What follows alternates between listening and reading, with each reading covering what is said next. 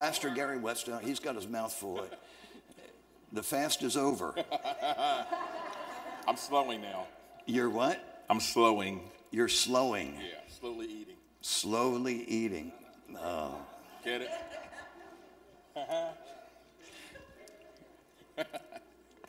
So Pastor Giff will be here, and any questions about Victory? We have a few pastors here on staff that are around. There's Pastor Judy. Yeah, if you need prayer in any area, we're here for breakthroughs and see God just meet you and help you grow in your faith in any dimension we can. Amen. So Pastor Giff at the end. So, are we ready, Matthew? All right, now we got the tympanic roll right now. Here's Matthew. Put your hands together. Get excited. Good morning, good morning, good morning. Actually, I'm Matthew Griffin. I'm the mortgage counselor for the Philadelphia office. Philadelphia office is located on 1341 North Delaware Avenue. We'll be presenting today, but I want to introduce Deborah White, the office manager, so she can introduce you to what we have coming today. Thank you. Awesome. Good morning, everybody. Hey, thank you for coming. This is an excellent turnout. Who knew we were needed so much down here? So we are happy to be here. Thank you, Pastor, for allowing us, opening up your doors and allowing us to be here. It means a lot to be part of the community. Clearly, this ministry is about bringing people together, making sure home ownership becomes a reality, and what we can do to improve the quality of life in our community. So this is the kind of setting that we want to be in. Thank you, Pantana Realtors, for setting this all up. And we know we did not anticipate such a large crowd. We should have, but we didn't. So we know we ran out of books. So for anybody that didn't get a book, there are some pages that we still need for you to fill out so we can make sure that we get you in our system and you don't fall through the cracks. The book can be viewed online. We'll have other books. We'll make sure you get them. But at the very least, make sure we get pages 45 through 49 or whatever. No, make sure we get those pages. So as Matthew said, my name is Deborah White, the office manager for the Philadelphia office. Philadelphia office is responsible for all of PA, all of Delaware, and even part of New Jersey. So needless to say, we get busy. We are about to, with any luck, pretty soon within the week, open up a satellite office here in Delaware because truly we have discovered the need for NACA to be here in Delaware. We'll be in Wilmington, but close enough. You won't have to come all the way to Philadelphia to see us. So we're working on that as well. Your presenter today will be Matthew Griffin. We sort of switched up. This used to be the home buyers workshop. Now this is called qualification workshop. Because our goal is to make sure you get qualified for the best mortgage in America. And guess how much money we got to give? $13 billion. Yeah. All right, this is a good crowd, I can tell already. $13 billion. So most of you guys did not see an advertisement. We are here by word of mouth. So we got to keep this going. We got to make sure our dollars go into communities and people that need them most. We don't want to spend this $13 billion in some of your high-cost areas. You know, that's not where we want to spend this $13 billion. We don't want to spend this money in neighborhoods that don't really need it. We want to make sure these dollars go into people and communities that need it most. So with that being said, you're going to hear Matthew's presentation. You're going to say, I can do it, I can do it. And that's what we want you to do. We don't want you to disqualify yourself, or maybe something he say, you say, oh no, I'm not ready. Come meet with us. Meet with the counselors. We'll determine your readiness or what it's going to take to get you ready. NACA never says no. NACA might say not now, not yet, but we don't say no. So with that being said, I'm going to turn it over to Matthew. We're going to try and keep him on track. You got to watch the time because he got a passion for this. And he'll go on and on. And I mean, he want to make sure you get it. So we got to keep him on track. This is a 4-hour workshop. And we want you to stay throughout the entire workshop or you won't get credit. But Matt is very entertaining and will keep you engaged. All right? Ready? We're going to start with a video. That's right. We want to start with a short video about NACA, who we are, how we got started, and why we do what we do. Ready? All right. And then I'll turn it over to Matthew. Thank you. Okay. Awesome. Thank you.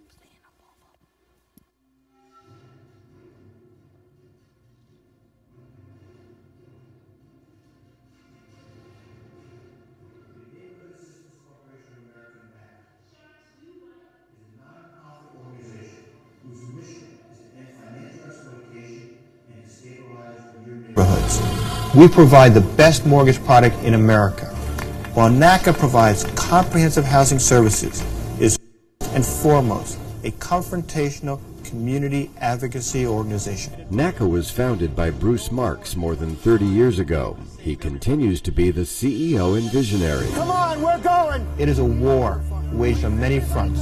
We take the junkyard dog approach. Once we grab on, we never let go, no matter how long it takes. NACA is the outgrowth of the Hotel Workers Union Local 26. The overwhelming majority of our membership are paying somewhere between 60 and 70% of their income towards housing. Local 26 undertook a 5-year campaign to provide housing assistance for its members. As part of this fight, hundreds of workers went to Washington to change the federal labor law. Strong enough to challenge the law, strong enough to change a stupid law that says we have no right to negotiate what's good for our family. In 1990, President Bush changed the federal labor law that hadn't been changed in more than 20 years, and for the first time, a local union was responsible. Now, unions could negotiate to provide down payment and closing cost assistance to workers to make homeownership a reality for working people.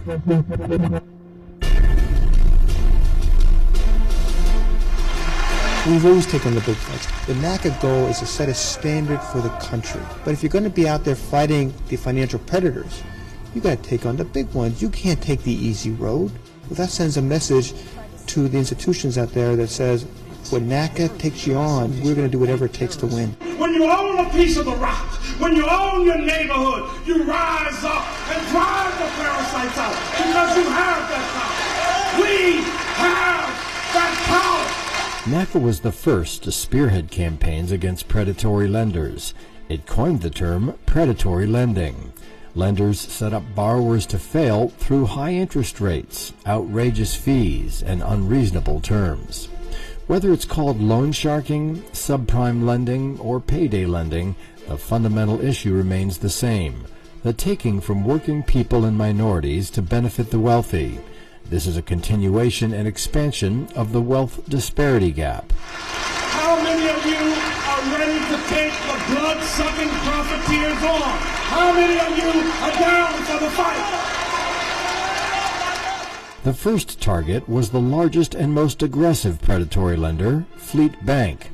They cut off credit to minority communities while providing lines of credit to loan sharks. We're staying here to meet with No, you're not staying here to meet with Fleet. Then you're going to have to arrest us. In Georgia, where Fleet Finance is based, more than 20,000 borrowers think those sales look more like fins the fins of loan sharks. There really were substantial abuses within the industry which wound up causing people to lose their homes for no legitimate reason. It is a wake-up call to Congress. This nationwide battle took 4.5 years. It included demonstrations and confrontations wherever Fleet was active. We won the war.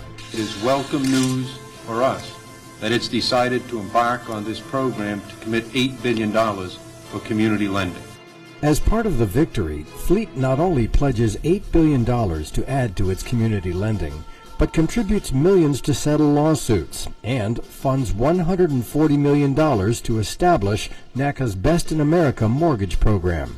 NACA also convinced Congress to pass new legislation. I have prepared legislation that will provide an important first step towards filling in the gaps in consumer protection. It's called the Home Ownership and Equity Protection Act of 1993.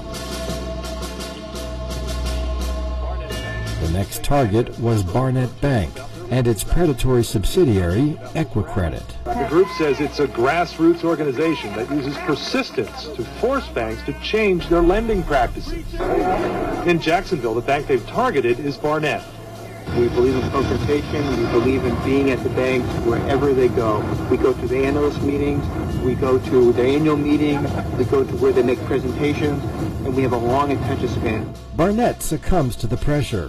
NACA exposes and changes Barnett's predatory subsidiary, Equicredit, and Barnett funds $20 million to the NACA mortgage. First Union was next. In 1995, it was one of the nation's largest lenders and one of the most racist. He calls himself a bank terrorist, but he uses words, not bombs. A protest is planned tomorrow against one of Charlotte's biggest banks, First Union. First Union has some of the worst minority lending practices. Fast Eddie is First Union Chief Executive Ed Crutchfield, and he's getting a lot of attention. These people say First Union stands out, and this battle is getting personal. First Union CEO Ed Crutchfield is on protesters' wanted flyers. They don't respect working people because they want to lend to their own. NACA forces First Union to lend to minority borrowers, and it funds $150 million to the NACA mortgage. CEO Ed Crutchfield, the target of the campaign, is personally impacted.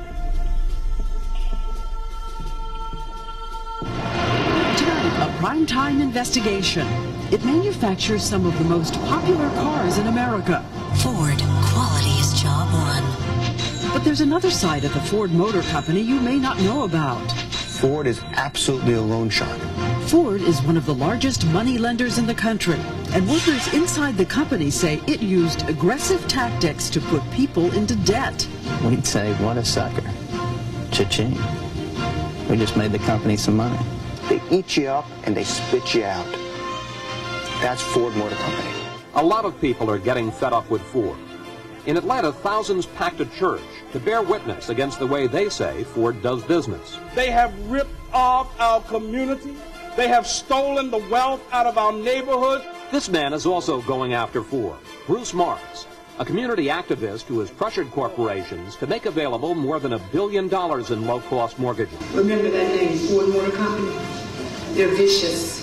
I have a loan with them, 2 in fact, and it's 24% interest. That's 24. NACA is also victorious against Ford. It reduces interest rates for hundreds of thousands of borrowers, funds $100 million to the NACA mortgage, and divests the Associates, then the country's largest finance company.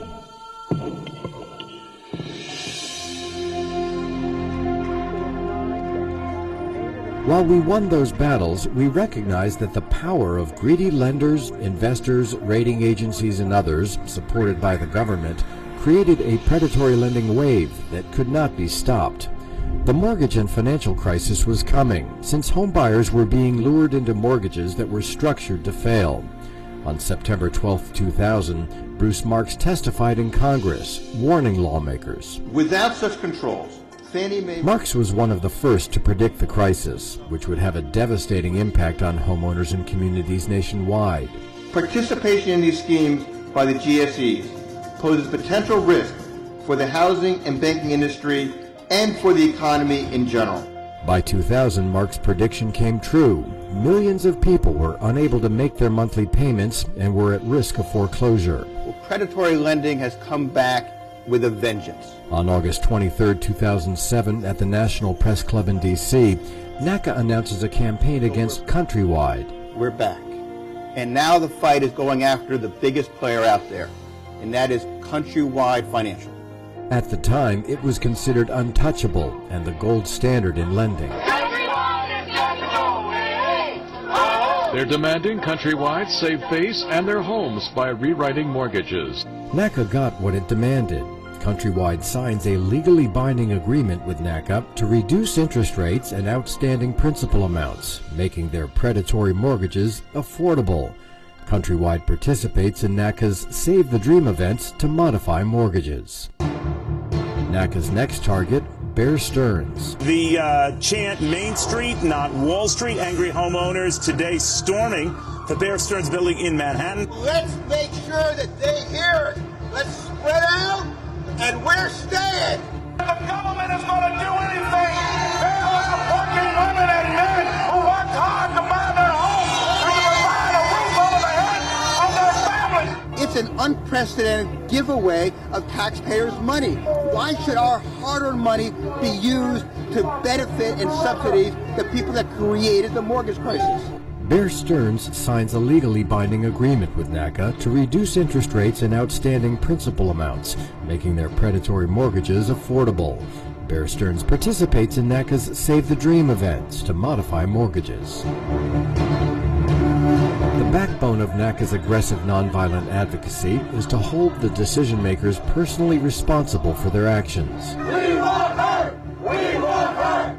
We want her! We want her! Herb Allison, CEO of Fannie Mae, which sets the industry standard for lending, was confronted by NACA as we blocked their main entrance. Look us in the eye. Don't look at your bottom line. Look us in the eye and see what you've done. And we're going to make you responsible for what you've done. And you're going to bring some solutions to the table. Right. Fannie Mae signs a legally binding agreement with NACA to reduce interest rates and outstanding principal amounts, making their predatory mortgages affordable. Fannie Mae participates in NACA's Save the Dream events to modify mortgages. They are on the verge of losing their own homes, so they decided to move in here. This is the Greenwich, Connecticut home of William Fry, a hedge fund manager who is trying to stop people from renegotiating subprime mortgages and avoiding foreclosure. Fry is suing Bank of America to keep it from issuing these new affordable loans to owners in need. We work hard to buy these homes, and then we got tricked into these predatory loans, and now we can't afford them, and they don't want to help us. The lenders say they don't want to modify loans because they're afraid of being sued by Bill Fry. Well, we say Bill Fry needs to be afraid that people know where he lives. Bill Fry's lawsuit fails. He stops his advocacy against homeowners. They're causing financial violence on us. Right. So it's important that we see where the predators live. This is John Mack's house. Yeah! John Mack, he is the CEO of Morgan Stanley. They own Saxon Mortgage, and Saxon Mortgage services hundreds of thousands of mortgages, and they refuse to restructure those mortgages to make them affordable over the long term. We're going to do a picket line around his house. Let's go, yeah, around the house. We are next. We are next. Come on, fucking too small. Everywhere we go.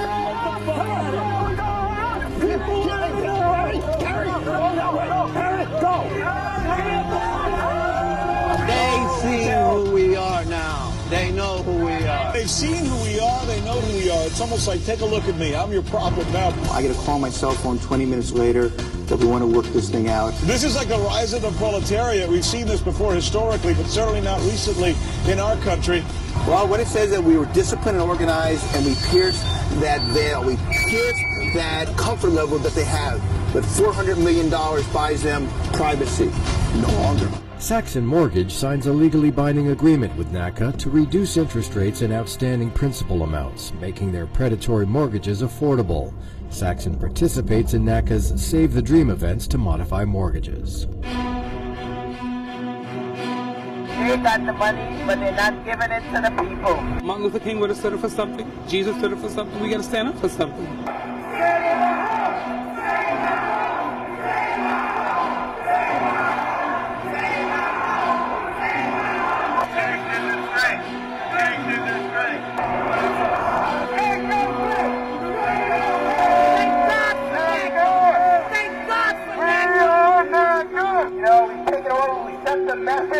And then we're going to go to Wall Street, okay? Chase Bank signs a legally binding agreement with NACA to reduce interest rates and outstanding principal amounts, making their predatory mortgages affordable. Chase participates in NACA's Save the Dream events to modify mortgages.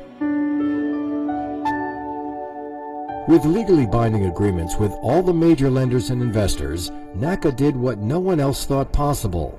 We organized massive events at convention centers nationwide, providing same-day solutions for homeowners with unaffordable mortgages. So what I do is I take your mortgage payment and I reduce it by the total deficit that you have. These events, taking place over at least 5 days each, attracted tens of thousands of homeowners at risk of foreclosure.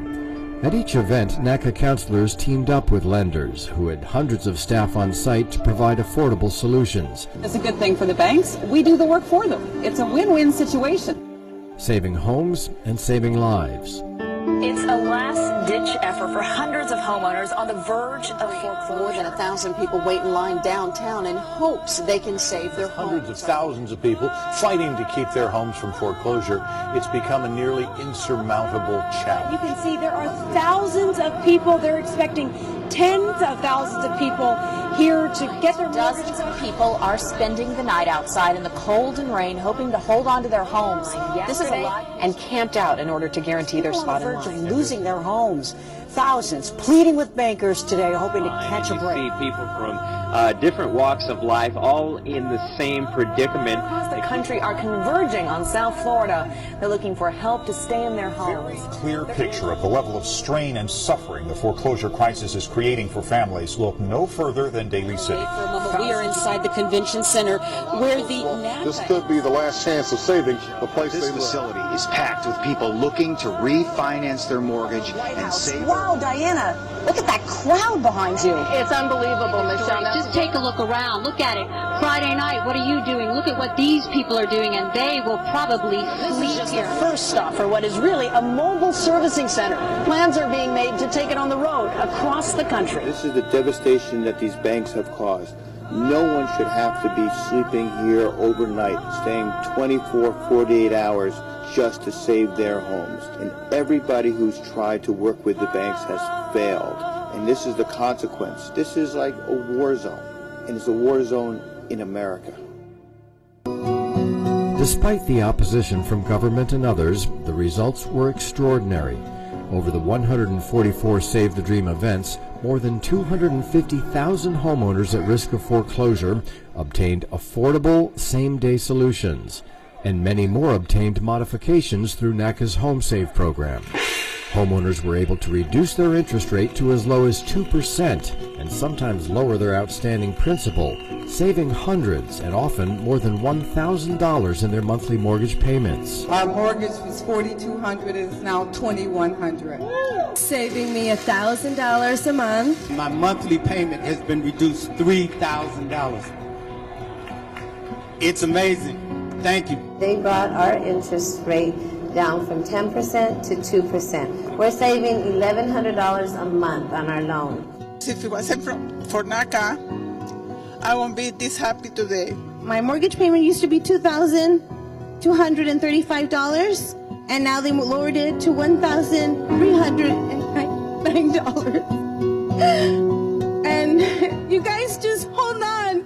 There is help and there is hope at the end of the rainbow. There is a CRA protester who spends 4 years harassing a bank and a bank's president. Finally, the bank craters and gives them $1.4 million. gives them $200,000 to set up their organization. They now got 20 offices, lending $3.5 billion. A decade later, NACA has more than 50 offices nationwide, and major lenders have committed more than $13 billion. We provide the best mortgage in America. No down payment, no closing cost, no perfect credit, and always at a below-market fixed rate. My interest rate is 2.75. I bought it down by 1%, and my monthly payment is $11.32. My interest rate is 1.75%. I pay $628 a month. Brought down my interest rate to 2.875, and my payment is $675 a month. The interest rate is 1.75, and my payment is $902. Interest 12%, and I paying $710 a month. I have an interest rate 0.87 and I pay $580. My interest rate was 3.5. I pay $686 a month. NACA is absolutely the real deal. I have a mortgage payment of $615. Being this young and going in on a house purchase by myself, I didn't think that was possible, but NACA is truly amazing. I've been in America for 10 years now, and this is probably the first American dream I've experienced. I really did get my dream home. It was everything. Thank you. Bank of America has been our largest partner over more than 20 years. In 1995, it committed $500 million to the NACA mortgage. 4 years later, $3 billion. Another $3 billion 4 years after that, and in 2011, it raised their commitment to $3.5 billion. In total, $10 billion to help minority and low-income borrowers afford homes. By identifying qualified applicants, giving them the financial management skills they need, and creating a financial safety net for those who need a little help in crisis, that the Neighborhood Assistance Corporation of America was just the partner I was looking for. Loan amount $252. My mortgage payment is $1,250. And just in a year's time, the value of the house has gone up to $340 already. My loan is $200,000. My interest rate is 2%, and my mortgage payments is $0. I own a duplex, and my other renter is covering my costs.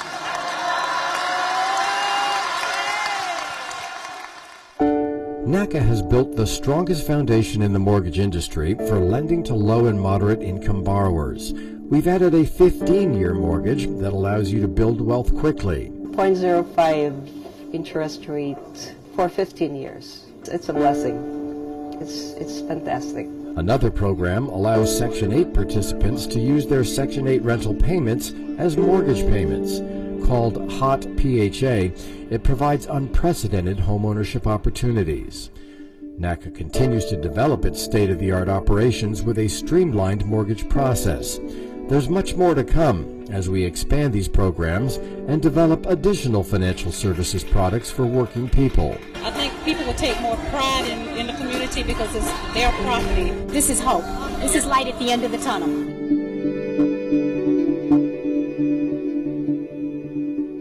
NACA believes in the principle that we are thy brother's keeper.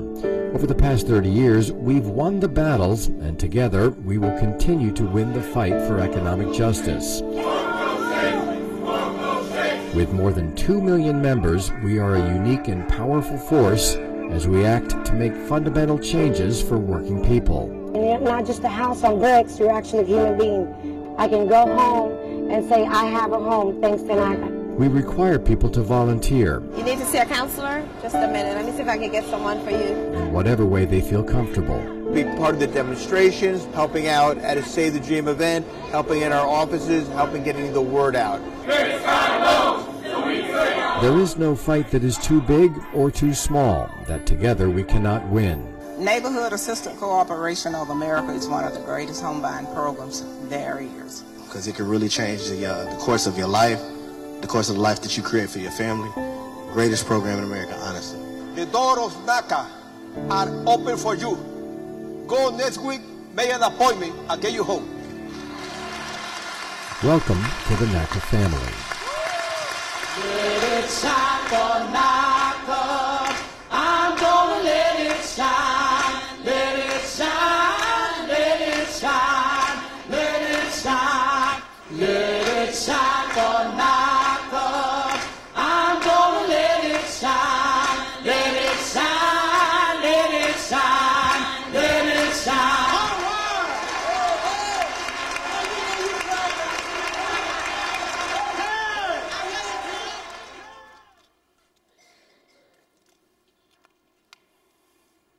Good morning. I love that video because it gives you an introduction into NACA, what we are about in terms of our culture. We are a community advocacy organization, a neighborhood stabilization program. And one of the things that you notice in that video is, pardon me, I'm struggling through a cold today. I've had it for the last 6 weeks, so I can't get rid of it. So part of your membership to NACA is participation. All of those persons that you saw with the yellow t-shirts, they were out there protesting. We were just in, where was it, DC? Back in October, if I'm not mistaken, protesting against Wells Fargo. We went down there and they had a meeting, and it was very much like what you just saw there. We infiltrated, I have to say it that way because it was very serious. We infiltrated a shindig they were having, and Bruce Marks was there, and he and I entered it was I don't know, what do you call it, a mixer. And I hadn't eaten anything that day. Like, I'm in Philadelphia, we're in DC, and I didn't have breakfast, I didn't have lunch. We spent most of the day traveling, then we get there, we're setting up, and then we get to the venue, and he says, all right, we're gonna go in here, they're gonna recognize my face. You got my back. I said, I got your back. And as soon as we get in there, he makes a beeline for the stage. And I'm like, whoa, whoa, whoa, there's a buffet. Let me just get a bite. So he runs right past the buffet, goes on stage, grabs the mic is dead. We got into a little tussle. We didn't get a chance to get our word out on that stage, but when we started demonstrating outside, point of the story is we are presently actively advocating for all of you. So becoming a member is you're required to participate, and that participation is going to look like you. So if you're not an outspoken person, we're not going to ask you to step outside of your character. We're going to say something that you feel comfortable doing. If you feel like you can get 10 people who are not already registered to vote, because voter registration is part of your membership, it's required. If you're able to vote, you have to be registered to vote, and we want you to vote. Let me see, hold on.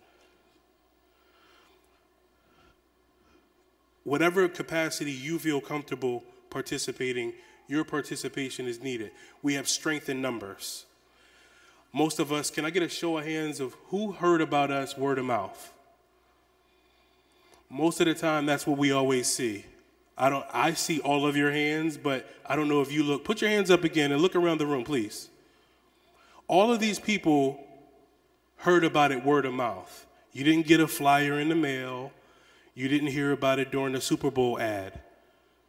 So the strength comes in numbers. The best testimony is from somebody who's been in it at any level of this process. You may not have gotten qualified before. You may be going through the qualification process. You may have gotten qualified. You may have closed on a house. But the best word of mouth is your own personal experience. So, pardon me. So your participation is vital.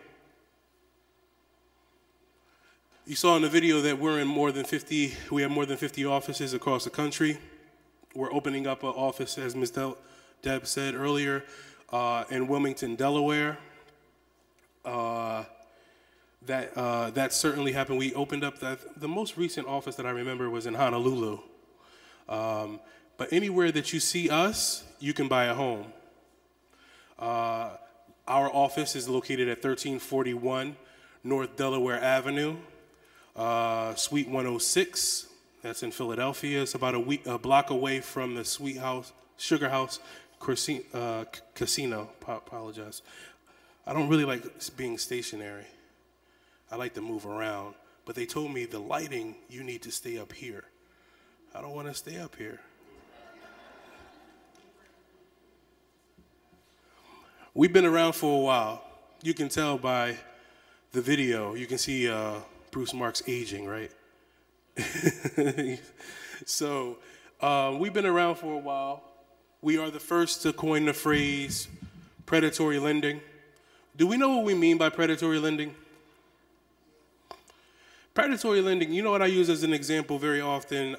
Anybody ever heard of Aaron's or Rent-A-Center? You ever looked at the interest rate on those loans? You'll be paying $25 a week for the rest of your life and never pay down the balance on the principal on that loan. That's a predatory loan. That's like someone saying, as long as I owe you, you'll never go broke. Right? That's a predatory loan. I give you this loan, I identify who is best to take advantage of this loan so that I can make sure that I have an infinite or a timeline, open-ended timeline on you paying me money.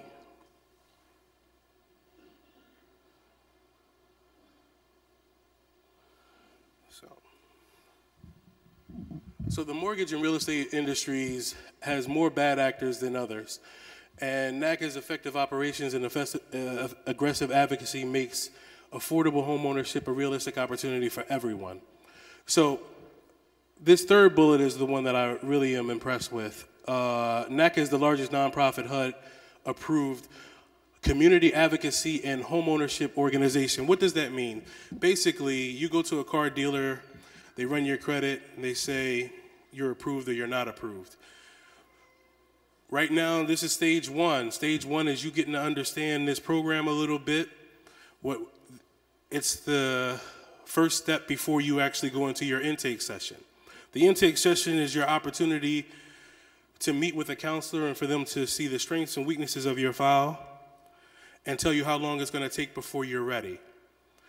That's where the counseling piece comes in. Right now, over 50% of the country is counseled by NACA. Even if they haven't purchased a home through our program, they're still getting counseling from us. You go to a car dealer, they run your credit, they say you approved or you're not, and then that's the end of it. They don't tell you what you need to do to get this house in 3 months or to get this car in 6 months. They just let you know if you've been approved or not. So when you come to your intake session, you may not be ready immediately, but that's not out of the norm. Most of us are not ready immediately. So, but you're going to get an idea. You're going to get an action plan that's going to tell you exactly what you need to do to get ready, what things you need to work on to get ready. All of NACA's comprehensive services are free. We should clap for that.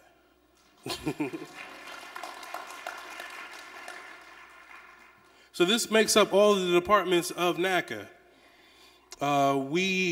On the video you saw the Save the Dream, but you may have heard about the Achieve the Dream, where in one day or over the course of a weekend, we will do all of those things that I just talked about in your intake session. And if you're ready to go and you have your documents in order, we're going to submit you to an underwriter, have them approve you on the spot. So all of the departments that make up NACA are usually at that they're all at that event to service you.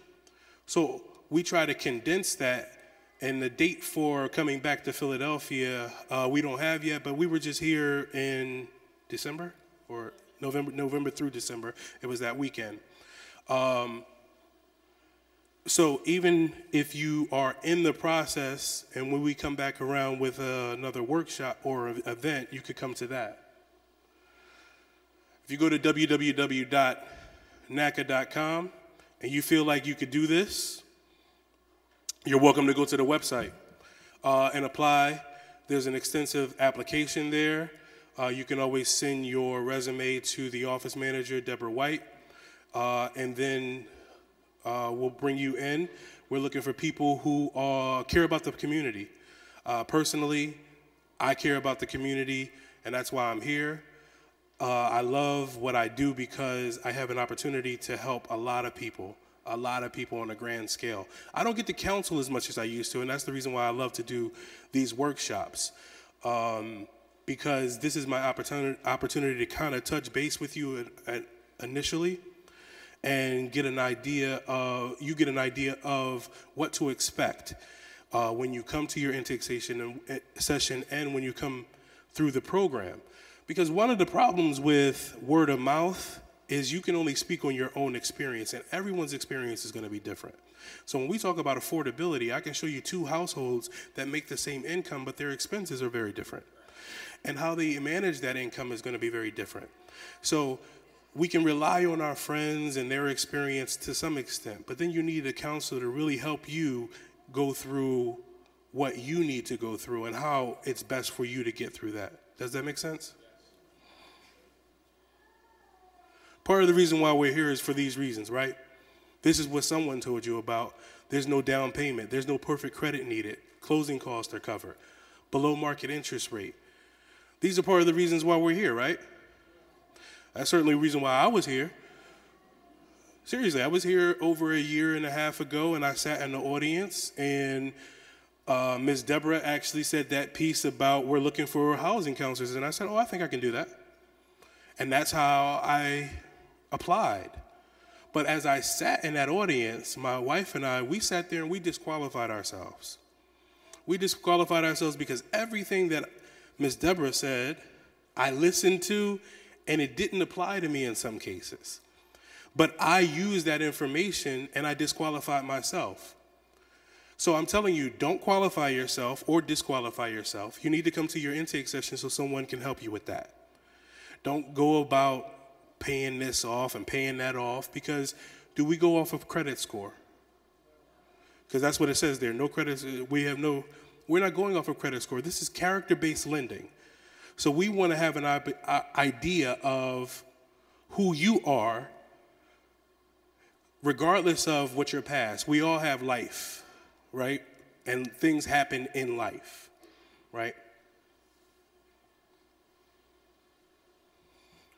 These are closing costs. All of these are fees that you would typically have to pay.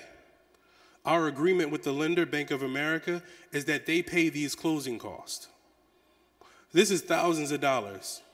I'm not going to pander to the audience and tell you how to clap again, but if I were in the audience, I would be clapping.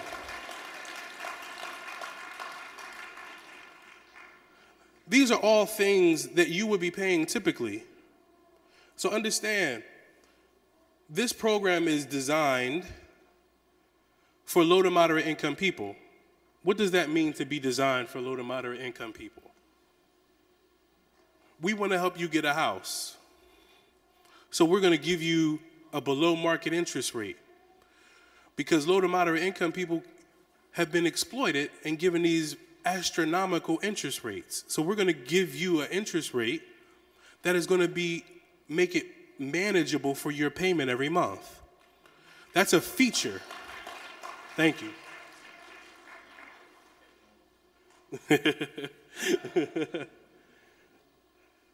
So we have a 30-year mortgage and a 15-year mortgage. Most people, when we talk about mortgages, we're going to think about a 30-year mortgage. But you should think about a 15-year mortgage. You should consider it, regardless if you're 20 or if you're 60. Regardless of your age, you should consider paying that loan off sooner. You pay it off sooner, you access the equity in that house sooner. Ultimately, we don't want to just put you in a house. We want you to get that house, live in that house, be able to live comfortably within the means of your income, pay that house off in full, and transfer that property to future generations of you. Fair enough?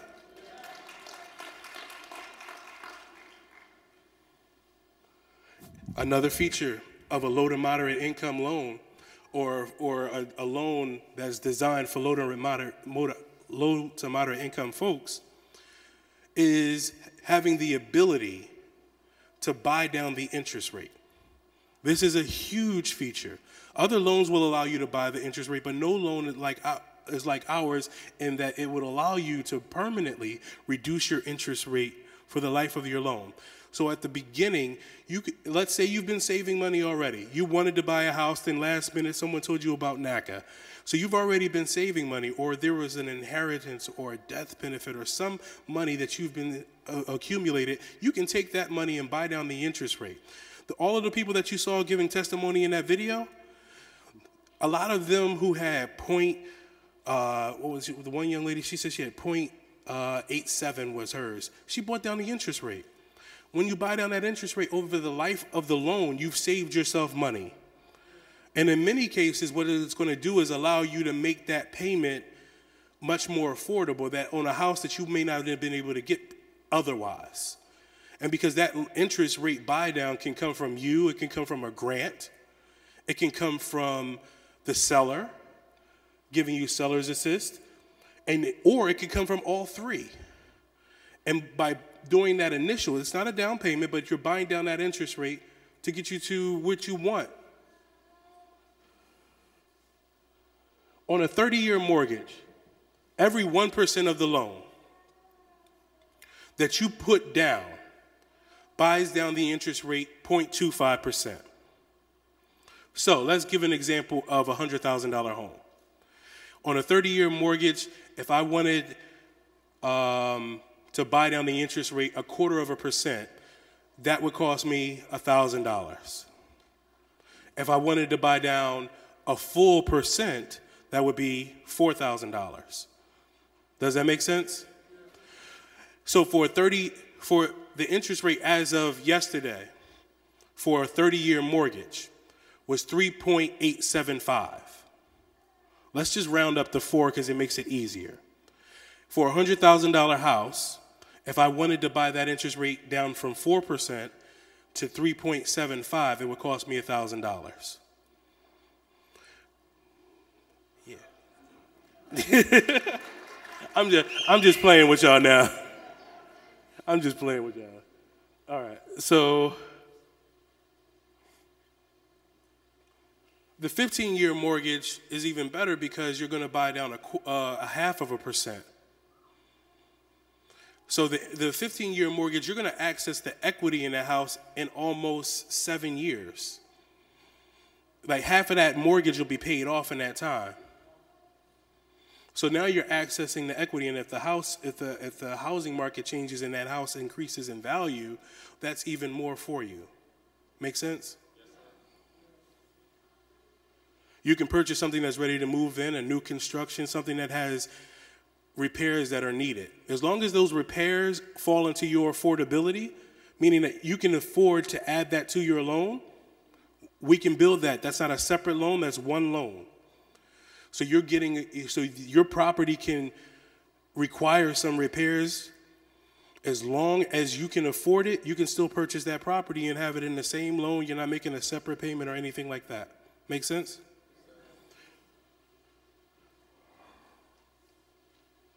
You can purchase a single family. I heard Pastor Gary talk about a multifamily. You can go up to 4 units with a multifamily.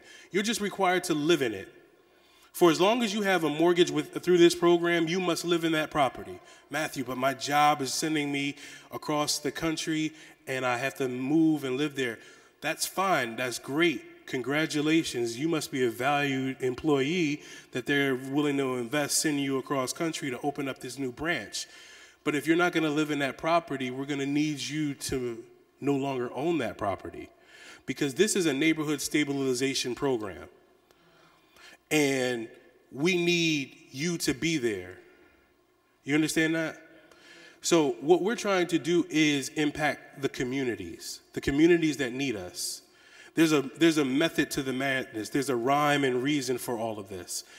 Because when you own your house, you care about people hanging out on the corner.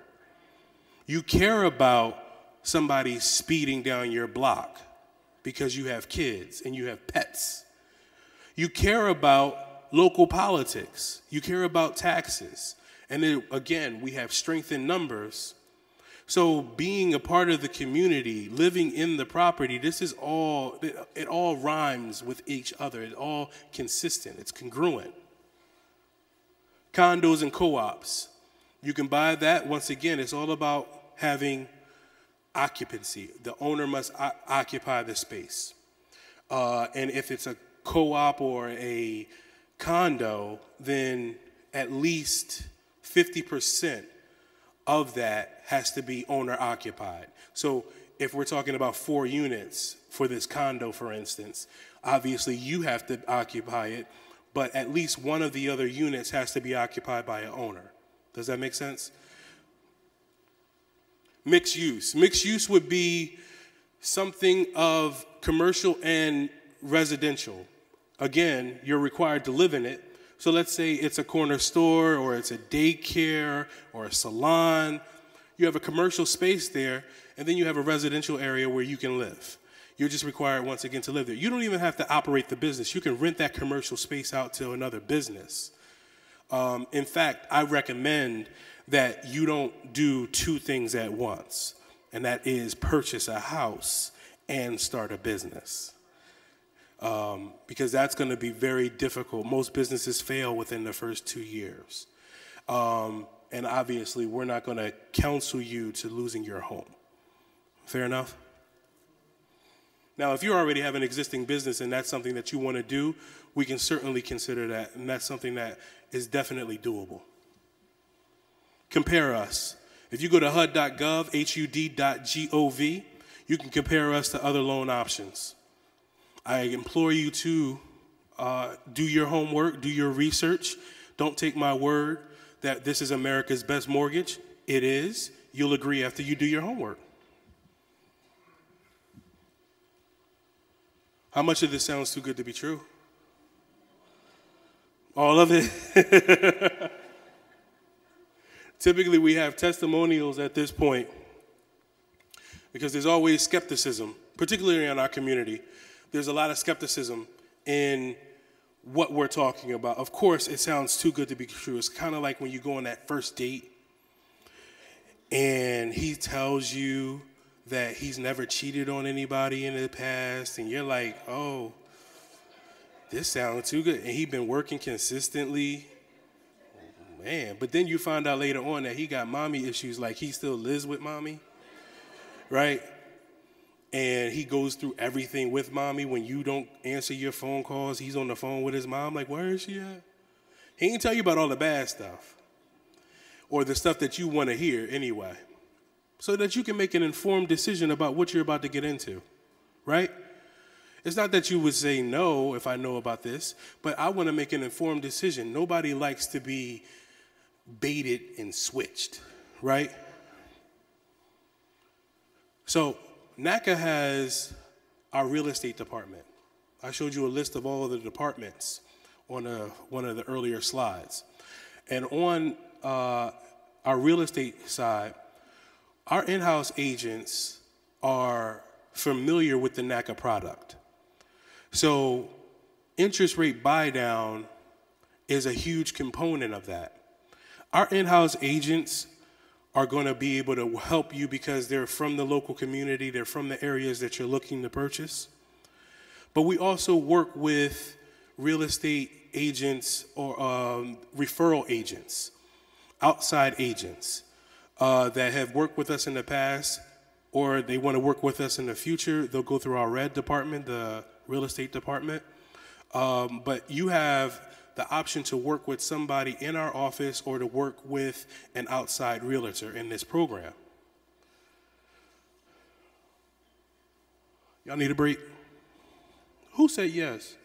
I ain't really mean it when I asked. I was saying it to be polite. But it is too many of y'all to be taking a break. Feel free to use the restroom if you need to.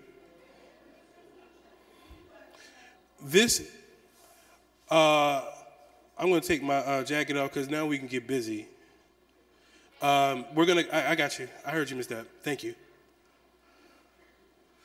So here's what we're going to do.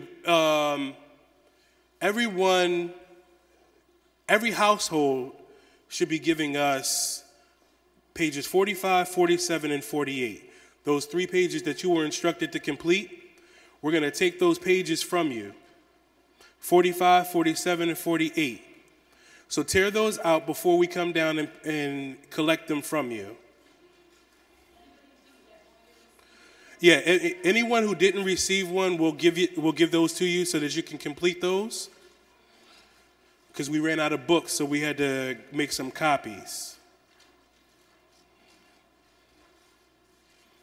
I don't know if we actually, I know that we did mention it earlier, but I want to thank our host again today for having us, for housing us, to giving us such a phenomenal space and technology that we can get this word out to so many people. We are live streaming, is my understanding, which is part of the reason why I have to stay stationary.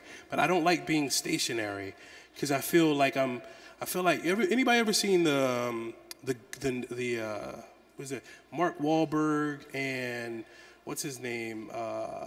It's the other guys. Anybody ever seen that? It's like, I'm a peacock. Let me spread my wings. You got me sitting here. I don't want to be in one place. I got to move, but Pastor Gift said I can move. I'm going to move around. Thank you. I need to be home. If I'm comfortable, you get more out of it. You will. So I'm just, are you finished with those? Okay. So we're still walking around collecting them. So just raise them in the air so we know who still has them, please. Okay, is it easier for us to just pass them down, Joanna? Is it easier for us to just pass them down to you? Yeah, if we could just pass them down to the side, and then she could just walk down. If you could just pass, so everyone on this side, if you could just pass the forms down here, it's easier then. All right.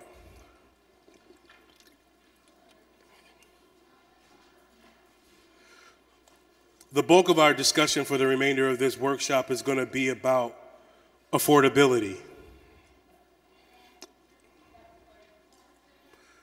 And affordability is really about how much you can bear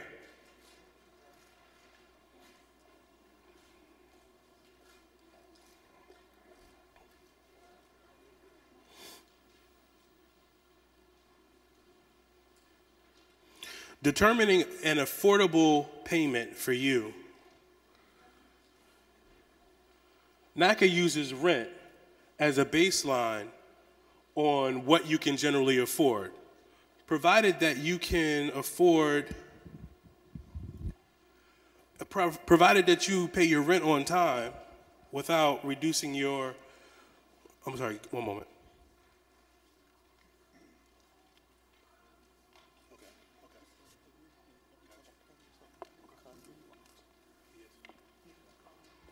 All right. So again, NACA uses rent as a baseline for what you generally can afford for housing, provided that you can pay your rent on time and you are not depleting savings and you're not increasing debts. So when we talk about paying it on time, if you pay your rent on time or if you don't pay it on time, if you pay anything late, you already know that it's probably unaffordable for you, right? Like intuitively, before I tell you that, you know that, right? I can't pay it on time, so it's only 2 reasons for that. Either it's unaffordable or you're fiscally irresponsible. And none of us wants to be called fiscally irresponsible, right? So it probably is unaffordable if you're paying late. So we're using rent as a baseline. And if rent is your baseline and you're paying that on time, then we know that that's a good starting point. If we want more, then we're going to do other things. But in order for us to even talk about or broach the subject of affordability, we have to be able to identify what we're doing every month, what we are bringing in and what's going out. How many of us, by show of hands, operates with a budget presently? That's great. I'm seeing about 70% of the room with their hands up. That's for our guest on live stream who may not be able to see your hands. That's excellent, because in order for you to manage your household, you need to have a budget. If you are married, if you have a significant other, you guys are running a business together. Some of your businesses are flourishing. Some of your businesses are struggling. And as a business owner, you probably should have a meeting every month and talk about what's coming in and what's going out. Doesn't that make sense? Some of us are not so formal, but we probably should be a little more formal. And we talk about, okay, what expenses do we have coming up this month? Is it going to be the holidays? Is it a vacation that we're taking, or the kids' tuition due? Because how many fluctuations do we usually have in income? Not really much. For the most part, most of us are on a fixed budget, regardless of your income, regardless of the source of that income. I'm only going to make a certain amount of money. So it's fixed to some extent, unless I do overtime, right? So we have a fixed amount of income, but what happens when we have fluctuations in our monthly expenses? Are we prepared for that? Sometimes. Most of us aren't. When the holidays come, how are we going to pay for this Thanksgiving dinner? How are we paying for Christmas? I'll share you my own personal.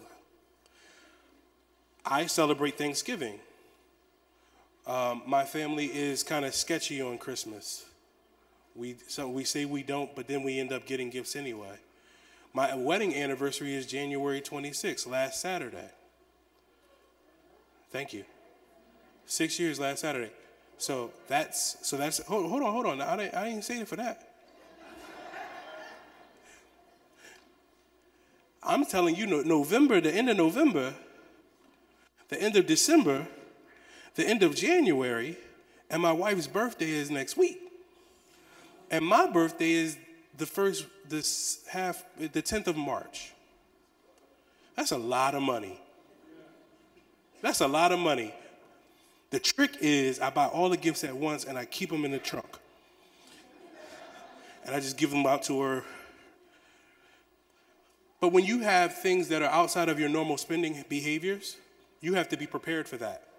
And if we're talking about having a monthly meeting, even if it's just me in my car by myself, I'm single, I don't have anybody else to talk about, no matter other income, we're only looking at my expenses, I still need to have some sort of mechanism in place that I'm tracking what's coming in and what's going out. A budget, you can go, Intuit has an app called Mint. You get something on your phone. We're all going to turn to page 16 in the book. NACA has provided you with, of all the many gifts that we've provided you, we're providing you with a budget. So I saw quite a few people here who have a budget. And Pastor Gift said something to me about how in schools, we don't teach this in school. And I agree 100%. In school, most of us don't know how to budget. Most of us don't understand what that means. But we're going to learn today, even if we didn't. So on page 16, we got 2 pages here. The top part of the monthly budget is our total gross income. Gross is what we have before anything is taken out, whether it's voluntary or involuntary. We've got a garnishment of child support. We're still going to start with our gross, right? So our gross is what we earn before taxes are taken out, 401k. Net is what you get. So what you actually take home is your net. So we got 3 columns on here, and everybody should have something to write with. If you don't, raise your hand. We'll get you a pencil. Because in this workshop column is where we're going to work. In this workshop column, We don't need to pull up any bills on our phone. We can just go off of our memory, and then we can, when we get home and we complete the actual, we can compare it. It's a great way of seeing how well we have an idea of what we're spending every month. Fair enough? So in this workshop, you're just going to estimate. If you think that your gas bill is $50 a month, just put that in the workshop column. But right now, we're doing income. Gross income for the borrower, co-borrower. Now, let's say we're only using the income of one of you. Both of you are part of the household. So for the purpose of the budget, even if only one of you we will be using on the actual loan, for the purpose of the budget, we need to include everything because that person is either having a positive or negative impact on the income. Does that make sense? So even if they're not a co-borrower, let's include that income because this person, provided that they are moving to the new house with you, is going to be a part of the household finances. And so this budget is primarily for you so that you have something to reference so that you know how you're going to be able to save. So if you have a housing counselor who says to you, you need to save X amount of dollars over the next 6 months, how are you going to be able to do that? The only way that any of us can do that is if we reduce our expenses, increase our income, or do both of those things. And then after that, we have to be deliberate with that surplus that we created. So if we cut off the cable bill, right? So we've just reduced our expenses. That may have been $150 a month that we just saved. But then when you look at your bank account, you have not saved that money. Because typically what happens is if we reduce our expenses, we just end up reallocating that money or spending it on something else. Does that make sense? That's the reason why that surplus that we created, the whole reason why we turned that cable off, we need to take that money and pay ourselves. Put that money away and not use it. And not use it. And not use it. When I say it 3 times, I really mean it. So every month, you're paying 4 things in one payment. You're paying the principal, that's what you've borrowed to make the purchase. You're paying the interest, you're paying the taxes, you're paying the insurance.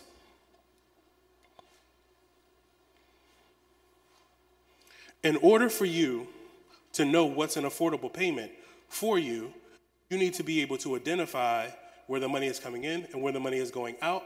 So the top portion, we already filled. Did we fill something in? Because we're going to come back to that in a moment. So I hope everyone here has filled out the first part where I said the gross income for the household. Did we do that? Sure.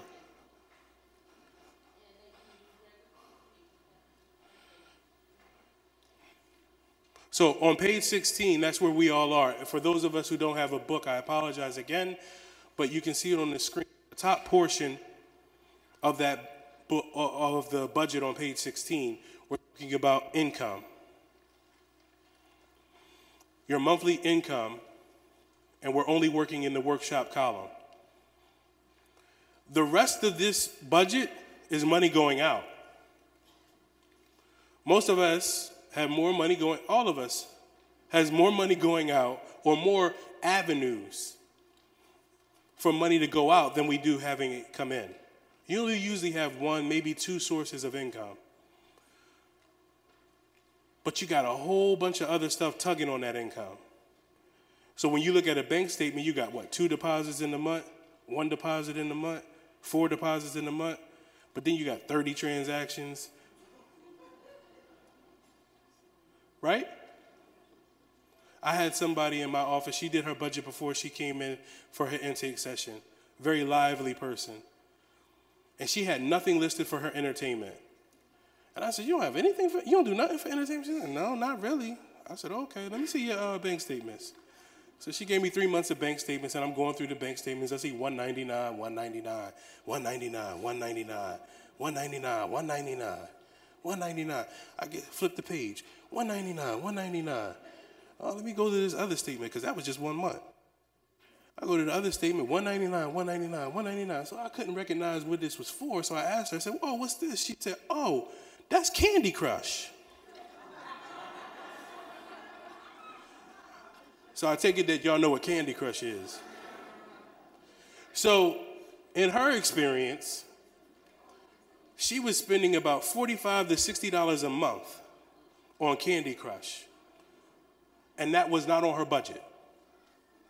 You ever had a $100 bill at the beginning of the day, you break it, get home, you got $18.64, and you don't know what happened to it? I said, I know I got a pack of cigarettes. I put some gas in the tank, but I don't know where all that money went. So most of us, we don't keep track of all of it. There's a lot of mindless spending that we do. We go to Wawa, 7-Eleven. She asks you if you want your receipt. You say, no, I'm all right. So on the next page, we are 16, 17. So on page 18, you see the daily expense journal, right? That daily expense form, and we'll go back, but on that daily expense form, we're going to start tomorrow. We all have homework. I went to that workshop for information. I did not go to a workshop for no homework. But everybody in here has homework beginning tomorrow. You can figure out what that homework is? On that daily expense form, we are going to track what we do for the next week. For all of us who go to the ATM, take out $100, $200. We don't ask for no receipts over the course of the week, and we can't account for that money. I'm saying that this week, that's what we're going to do. Beginning tomorrow, we're going to track everything that we spend, all of that swiping, all that mindless swiping, because we can all save. I don't care what your income source is, how much it is, we can all save more. But it's easy for us not to save when we're doing this mindless spending like Candy Crush and buying lives. When you upload your debit card to Google Play or to Apple iTunes or whatever the case is, that's mindless, because after they have it, that's the reason why they do it. They have you upload that information so they can just bill you. And impulsively, you're just going to get more lives when you die on Candy Crush, right? And so then you don't even know that you spent between $45 and $60 every month on this Candy Crush. So this is what it means to be able to account for our money, and that's what we're going to do with that daily expense diary. For the next week, every day when we get home, before we go to bed, we're going to sit down, we're going to fill this in, so that we can see all of the money that we spend on that cup of coffee at Starbucks, on a pack of cigarettes, on lunch, eating out every day. When I did the budget, you know what I forgot? My pet. I have a 2-year-old American Bulldog. I completely forgot about him when I was doing my budget. And I actually have my dog food delivered to the office. So there's a service they send, because I'm always at the office, so it's easier for them to just deliver it to the office, and I have it on auto ship. Because it's so automated, I wasn't even tracking it. I spend between $60 and $70 a month on food. Oh, I'm sorry.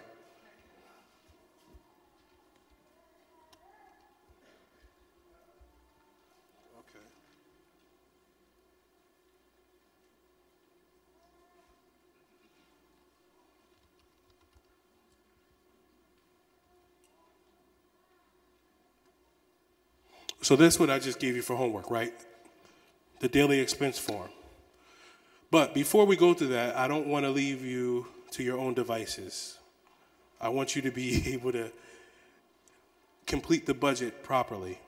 Because one of the errors that we make when we do the budget is there are things that we do that we completely forget about. Like I just talked about feeding my dog. I do that every month, but I still forgot about that when I did the budget for myself. And that, like I said, that's between $60 and $70 every month that I was doing that auto ship. And so, in my opinion, losing out on $70 that's unaccounted for, that's what I mean by losing out on that. That's important. especially when I need to save $200 a month, especially when I need to save $300 a month. Can any of us really afford to miss out on $70 in terms of accounting for it? So what we have to do in order to have an accurate budget, and pardon me, I need to drink, is look at the things that we do. Even if we don't do it every month, we didn't necessarily do it this month, but we did it last month, and we're going to do it next month or in a couple of months. So when you do the budget, the best practice is to have 3 months of bank statements. The same thing that we ask you for, you should have for yourself. So when you have that meeting with your spouse, your husband, your girlfriend, or just by yourself, you should have 3 months of bank statements in front of you so that you can say what you actually do. So to go off of, because very often people will say, well, Matthew, I don't know, I didn't do anything for car maintenance last month or in the bank statement for January. Fair enough, but you're gonna lie to yourself with the budget if you don't account for it, because what's gonna happen is you're gonna have a $100 bill, break it, and not know what you did with that money. That whole analogy I just gave. The purpose of the budget is so that you can identify your money and have control over it, so that you know what you have at your disposal and know what you need to do. You may make the decision that I need to reduce how much I'm spending on everything. I need to stop eating as much as I am out. I need to cook more. But the budget is how you can plan accordingly. So when we look at things like utilities, if you got gas and electric and you're paying utilities over the course of the year, then you need to average that out over the course of the year, divided by 12. You need to say, what did I spend last year on gas during the winter season? Yeah, because this is part of home ownership. This is what you have to anticipate. Most of us are moving from renting an apartment to a house. So your utilities are going to go up just because you're moving into a larger space. So we need to prepare ourselves for that change. Does that make sense? There's a lot of residual impact that it has on your budget when you make a new purchase, because you didn't necessarily anticipate it.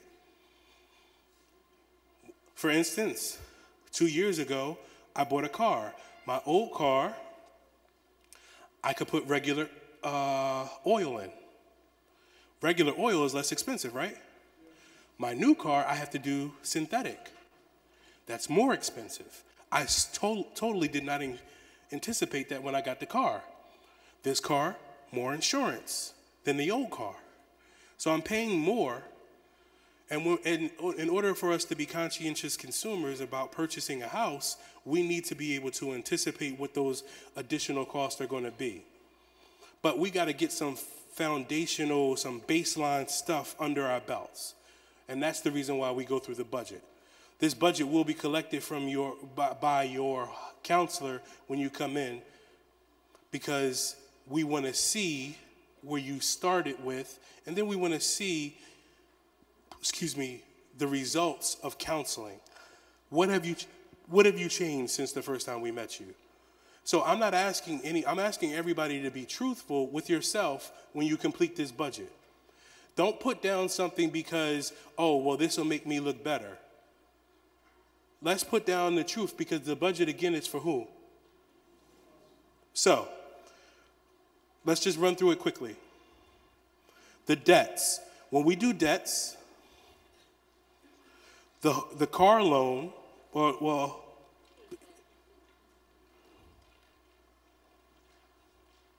good. Okay. So on page 16, under debts, the car loan is going to be what payment I'm required to make. So that payment that you're making every month, whether you lease or you finance the car, however it is, that's what you're going to put in that box. If there's another car loan, you put that in there.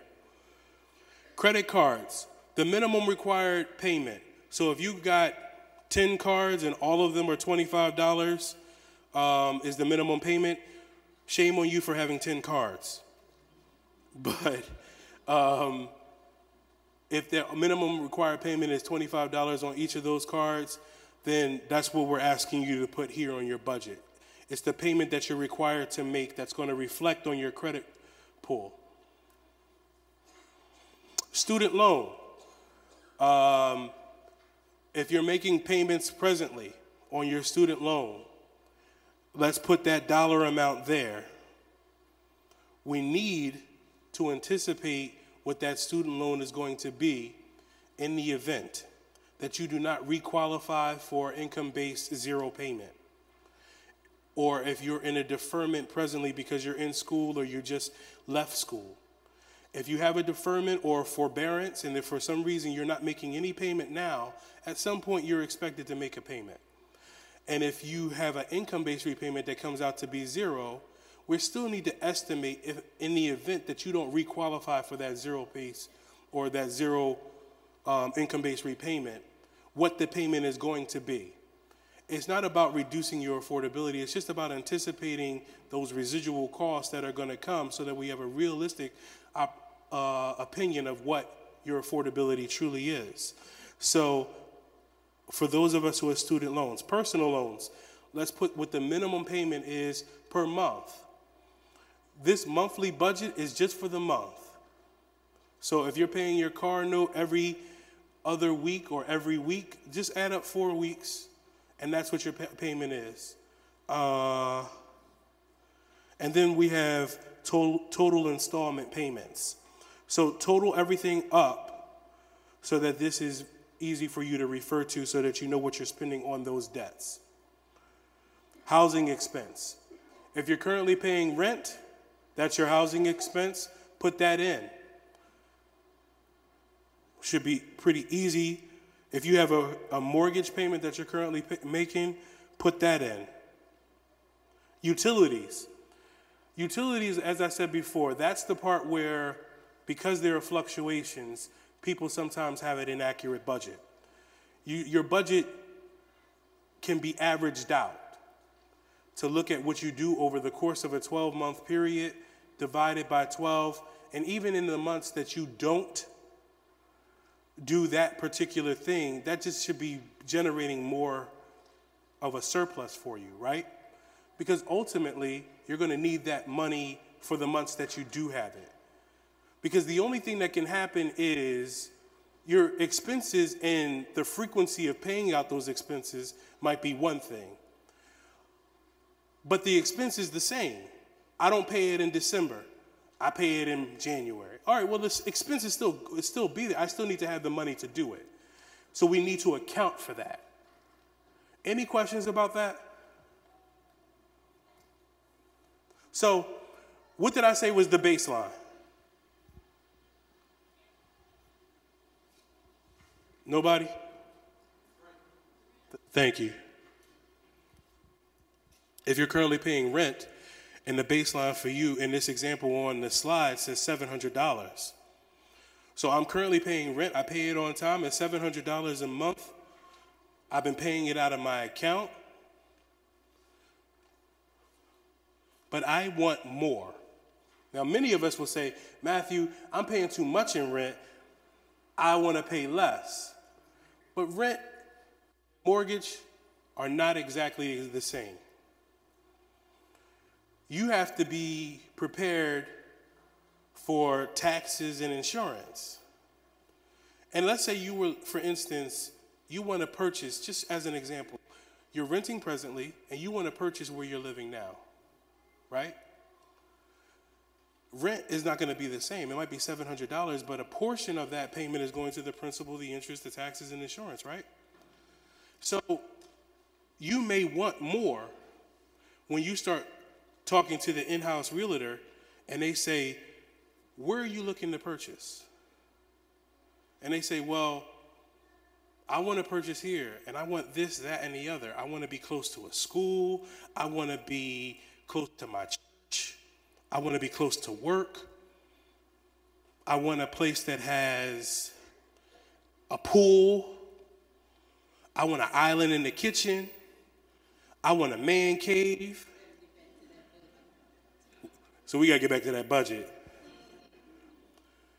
Because we have to figure out what is that actually affordable for you?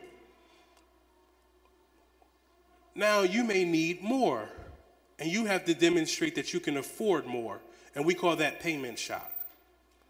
So the difference between what you're currently paying and what you want to pay is called payment shock. So in the example, you see $700 a month is what they're paying for rent. So for 3 months, this person, this couple, has to save $300 a month in order to show that they can pay a $1,000 payment. Does that make sense? Savings means growth. Savings means growth. If I say it 3 times, it's important, right? Savings means growth. I say that 3 times because very often people have a lump sum that they've been maintaining, and there's no growth. I got $10,000 last year, and I've been holding on to it. You look at my savings account, I still got $10,000. And so then when your counselor says, how much do you save every month? And you're going to say $10,000. I'm like, no, you don't. Because if you save $10,000 every month, you don't need NACA. $10,000 every month. Look, it's $120,000 a year that you got saved. So the reality is we need to correct the terminology and how we think about saving. Maintaining a dollar amount and actually contributing to that dollar amount every month is really the point that I'm trying to drive home.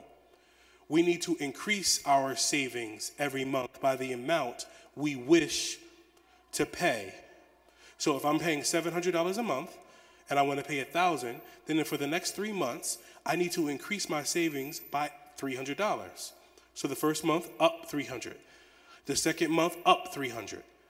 The third month, up $300, and so on. Any questions about that?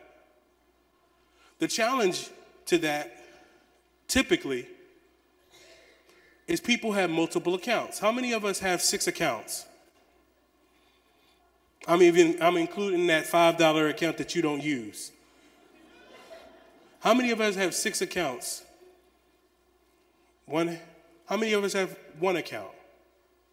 2 accounts? 3 accounts? 4 accounts? 5 accounts? Okay, very good.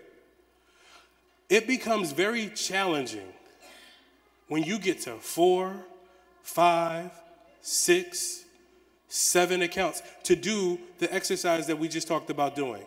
I just told you that you should have a meeting with yourself or your partner every month about the budget. I also told you that you need to have 3 months of bank statements in front of you. So now you have to have 3 months of bank statements for 4, 5, 6 different accounts. You should probably go home and start closing some of those accounts now.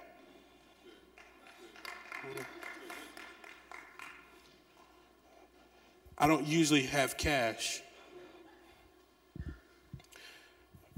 but I try to make sure that I had some cash today so I can make a point to you.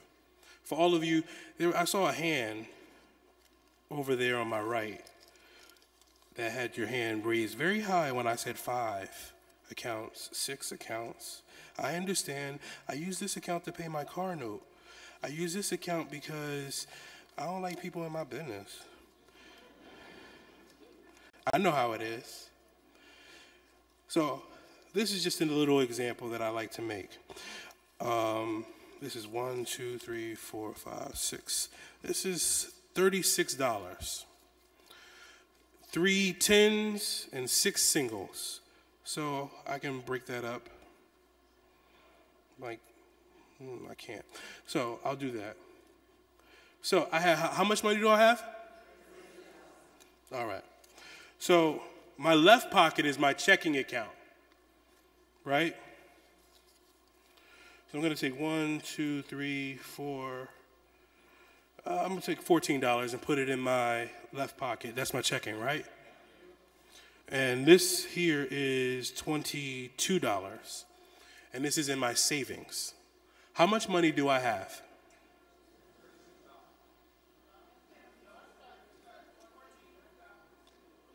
I have how much? 14? A 36? Which one do I have? How much do I have? How many people say that I have $36? Put your hands up.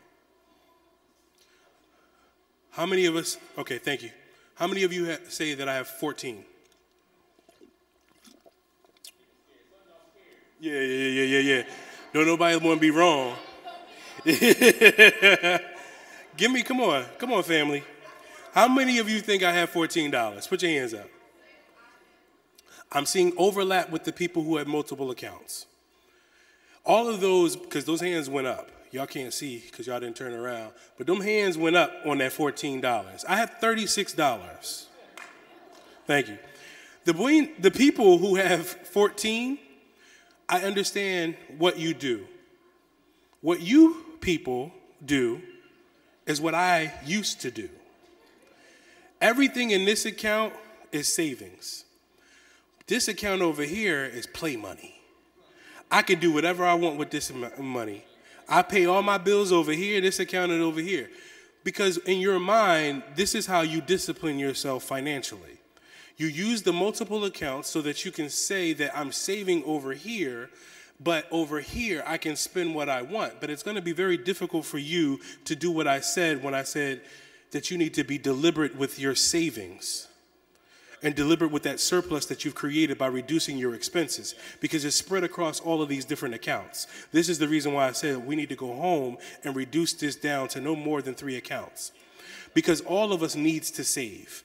Regardless of our situation, we need to reduce these accounts.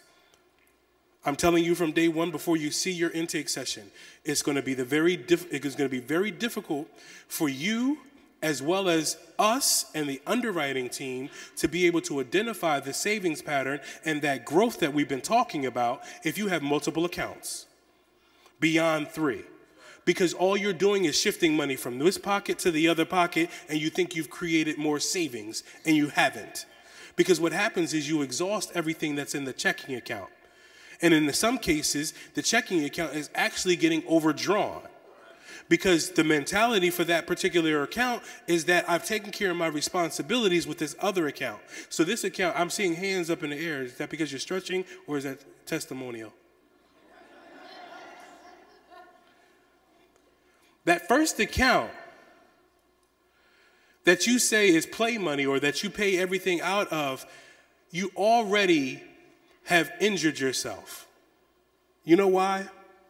It's like going to the ATM, taking out $100, and now you're not accounting for it. Because in your mind, conceptually, just roll with me for a moment. Conceptually, the way that you think about that $100 is it's already spent. I already know that I can play with this money. I can do what I want because I've already taken care of my responsibilities with this other money. So I know that this $100, I can blow it. But if I take 20 off the top and I limit myself to $80, I can pretty much still do the things that I want. Do you understand what I'm saying? This is where it's important for us to be able to pay ourselves first. You pay yourself first, but we have to start by having a budget and limiting these accounts. You're not going to have an accurate budget when you got 5, 6 accounts, because you're going to be losing money. Because there's going to be a bunch of unaccounted for money in that other account. This is also an issue of transparency with your partner. I, as a counselor, I hate to be in the middle of something in my office because y'all ain't take care of that at home. I have people who wait until the other one leaves the room before they show their pay stubs. How y'all buying a house together? And y'all don't even know what's on the same page. That's what I said. We got to have a meeting of the minds every month and go through this budget. What's coming in, what's going out?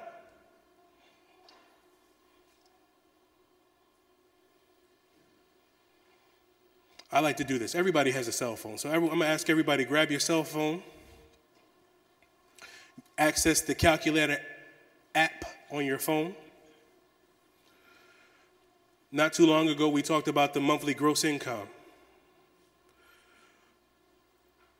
So for the income that we're going to use, right? So if we're going to use our own income and only my job that I work 40, 50 hours a week, if I'm only going to use that income, then that's the income that we're going to base this calculation off of. So every month I get whatever dollar amount in. Please put that dollar amount in your calculator right now. That monthly gross that we intend to use. If we're not using the co-borrower, if there is no co-borrower, if we're not using their income and we're only using one income, let's use that dollar amount. But that's the dollar amount that I want to work with, whether that's $1,000, $2,000, $5,000, $10,000. Put that dollar amount in there, and then I want you to multiply that dollar amount by 0.28. The result of that calculation is an affordable housing payment for you.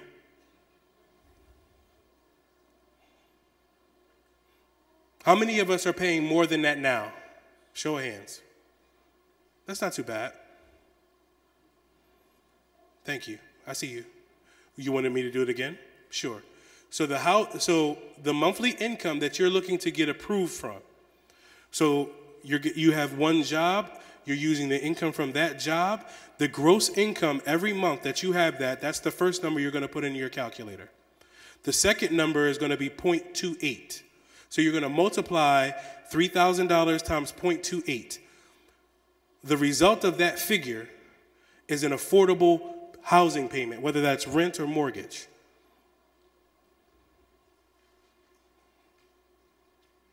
From your income, that's all that you can have every month that is used to pay for just the rent. Now, that's not including anything else, food, any of the other debts that we talked about. Any of those active debts, utilities, food, tuition, child care, gym memberships, ties to church, none of that is included in that. We're only talking about your housing expense. Did that shock anybody? Yes.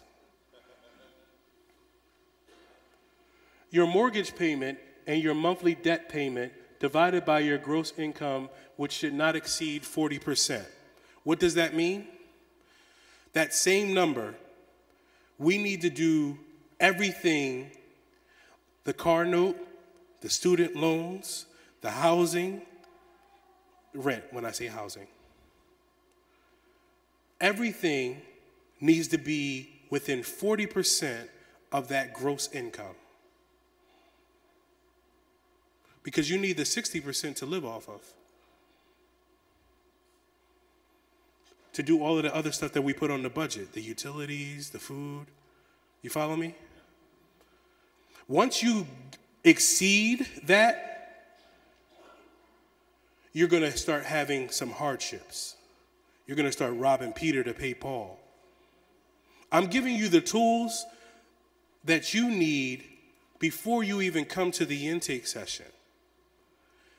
Because this way, you have a much more intelligent conversation with your counselor about what's affordable for you. Your counselor should not be giving you some sort of shocking details or information about you. I want you to be informed so that you can have a high-level conversation with your counselor about everything and understand that this is what we're basing it off of. We're basing it off of your history of paying rent. This is character-based lending. What does that mean? We're not looking at the score.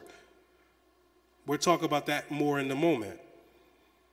But when we're talking about affordability, this is going to be helpful to you so that you understand for yourself even before, oh, I think I can pay this. People tell me all the time, I think I can pay this. And I'll ask them, like, why do you feel like you can pay that? And if it's a man, usually what he says is, well, I'm going to just do the overtime.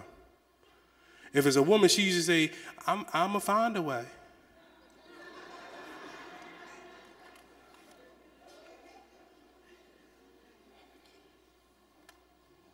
Purchase areas.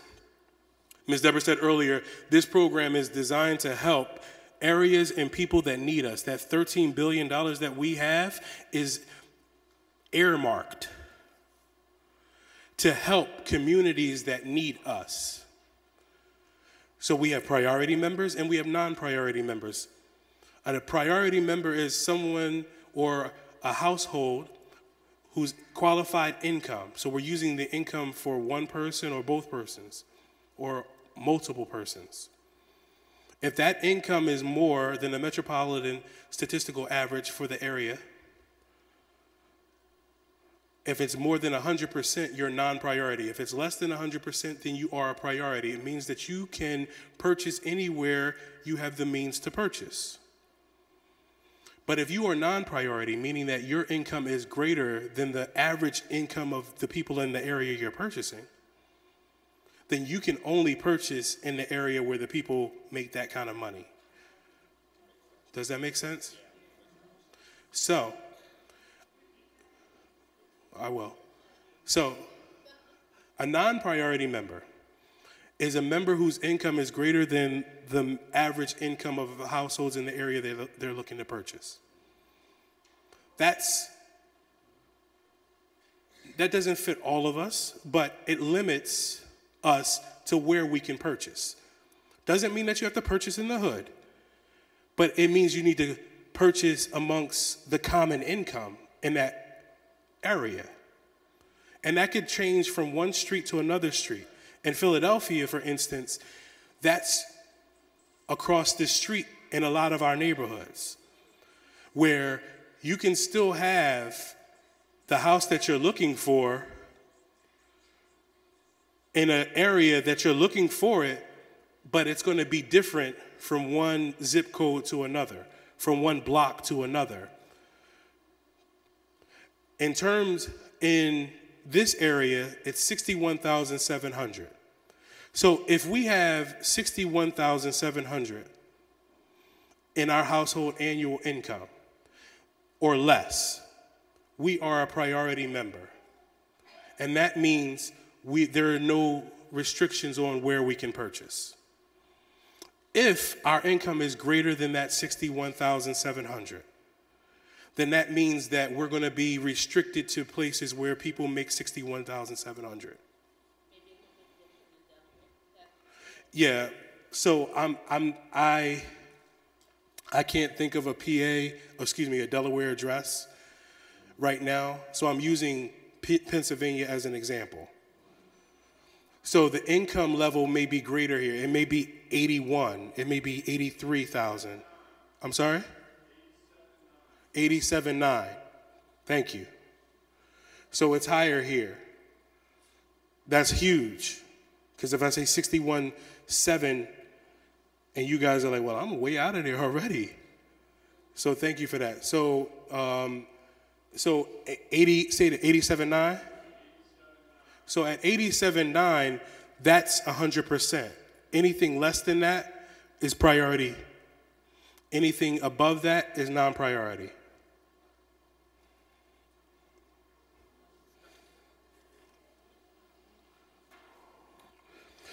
On our website, www.naca.com, you'll click on Purchase Program. Purchase Program will send you to another page, and then it will show you exactly what I just talked about in the priorities and non-priority members and how we define those two categories.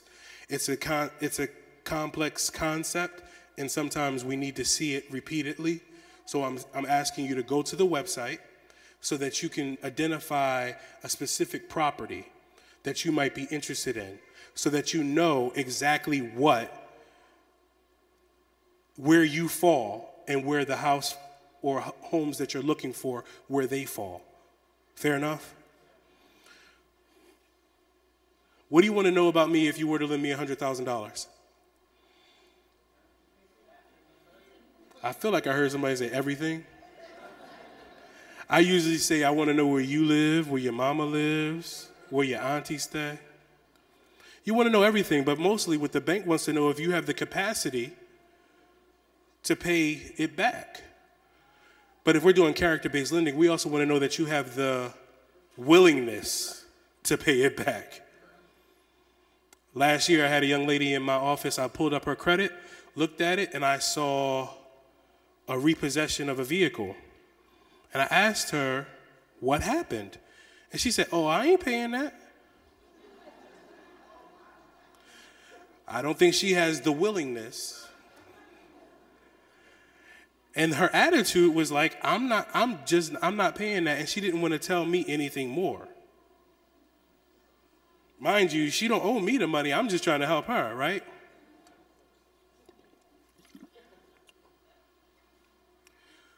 I want to share some more about that story because it's very important when we talk about character-based lending.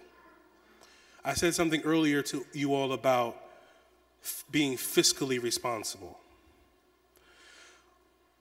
I talked to that young lady about that particular issue for about 10 minutes. And I asked her, you know, it's like pulling teeth, like what happened here? Because on her credit report, it says repossession, but that doesn't give me enough. I need to know the story behind it. So when I pull the credit and I see repossession, I need you to fill in the blanks. Because if it's out of your control, that's something forgivable. You follow me? When you're doing character-based lending, we can forgive certain things if it's out of your control. I need you to give me more information. I'm your advocate. Understand that I need you to be transparent with me so I can help you navigate how we get through this. You know?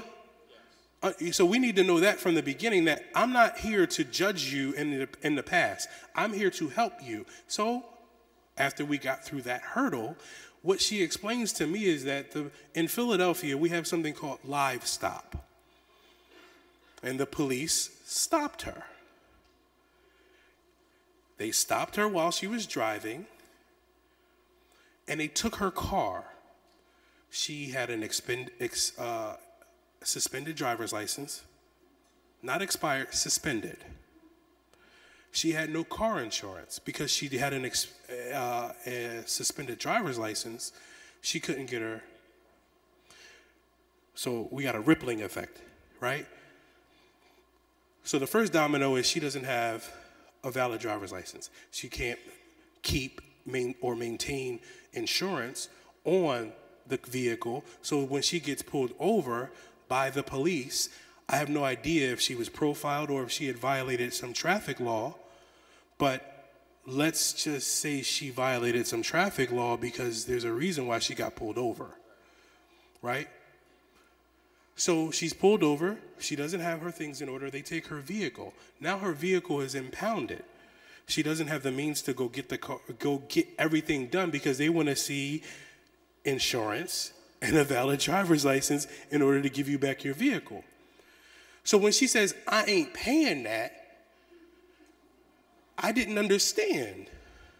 Because for me, I know that a repossession means that the lender that gave you the money, the financing, to acquire that vehicle, reclaimed the vehicle. That's usually what a repossession is. In this case, they didn't repossess the vehicle. It was taken by the authorities because she didn't have her things in place. And because it was taken by them, she decided not to pay who had given her money. You understand what I'm saying? It's almost like, well, I ain't got nothing to do with that. I gave you the money that you asked for, and you're supposed to pay me back. Well, I don't have use of the vehicle. Well, that's not because I didn't give you the money for it. Make sense? So when we talk about character-based lending, this is the reason why we need to be conscientious about the explanations that we give for the things that have happened in our lives.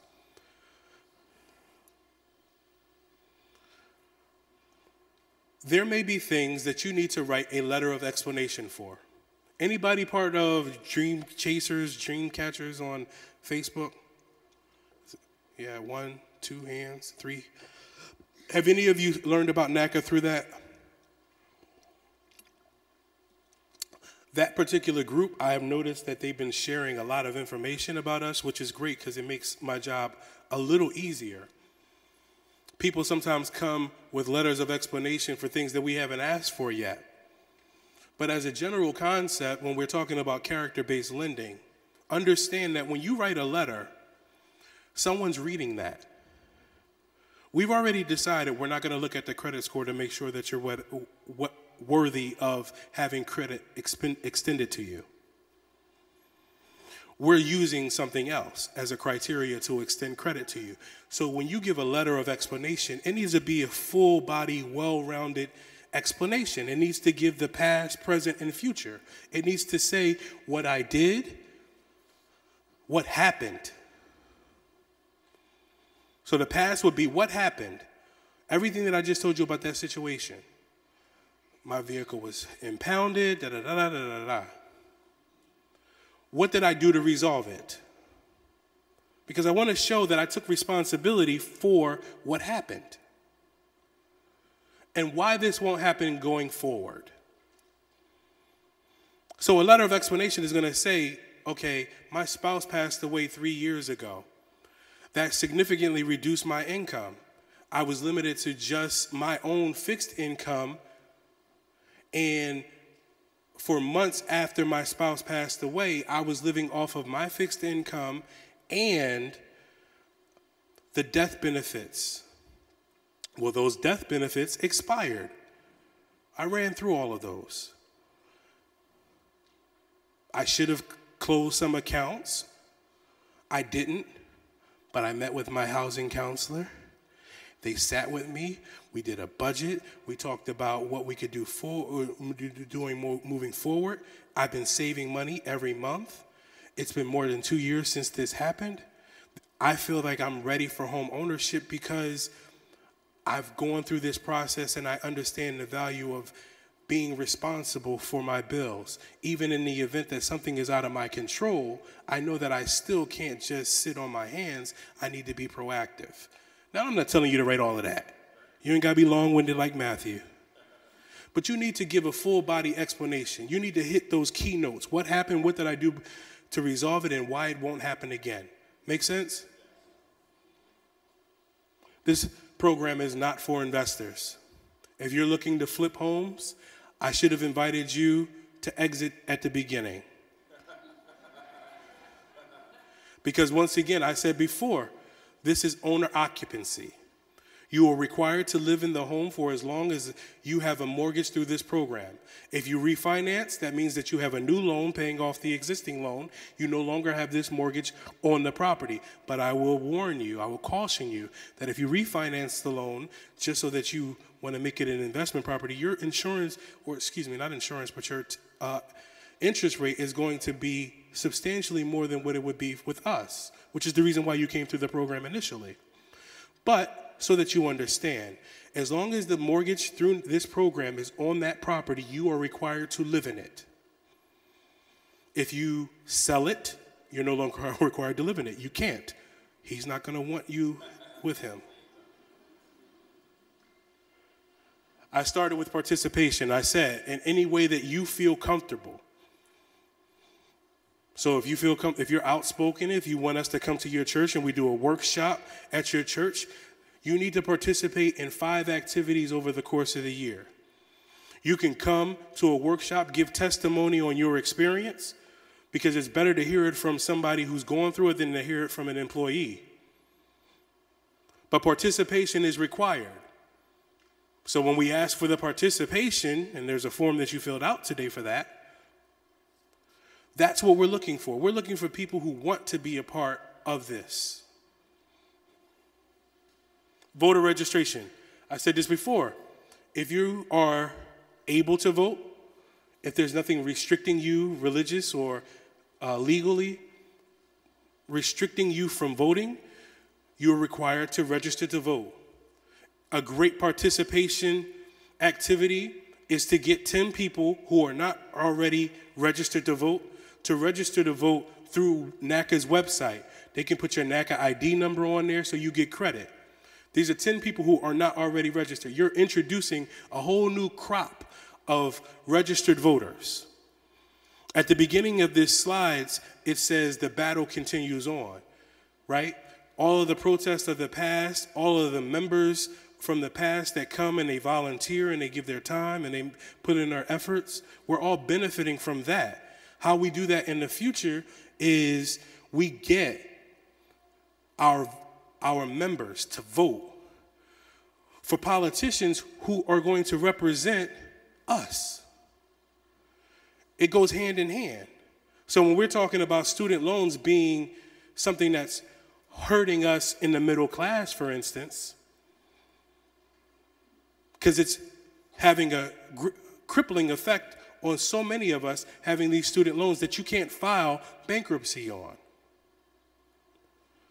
And if you have a forgiveness on that, that becomes income that is taxable in that tax year. So let's say, for instance, you make $50,000 in a year and $30,000 gets forgiven in student loans. That year you get taxed on $80,000, not $50,000.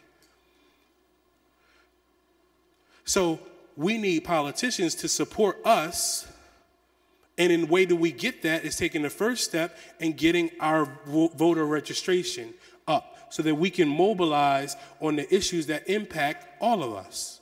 Does that make sense? You see the connection? No? Because I'll give another example. Other eligibility requirements. Basically, let's agree today that we're going to be transparent with each other. I'm not going to surprise you with something down the road. Don't surprise us with anything down the road. If you own a house already, you need to let us know. If you're married and he or she is not, you don't intend to continue to be with that person, you need to let us know. Don't let us find out that some other way that you married. Well, if you're married, it is your estate merged with another estate. And now you're trying to introduce real estate. This person has legal claim to that real estate. They need to be a part of the process because you've already introduced them into your life. I'm not a mortgage counselor. I'm not a marriage counselor. I am a mortgage counselor. What kind of, I don't know where that came from. I'm not a marriage counselor. I am not in a position to tell anyone to leave him, to leave her. I am telling you that you need to resolve that. They need to be a part of it or they need not. And if they're not going to be, you need to get a legal divorce from that person. If they are going to be, if only one of you, we're going to use the income of only one of you, we still need the other. So one of you may be payment history or credit worthy, and the other may not. We still need to include this person in the conversation. We still need to pull their credit to ensure that they don't have another property that you have legal claim to. We still need to include them in the conversation regarding the budget, how money is being spent every month. So you should expect to bring this other person with you to your intake session.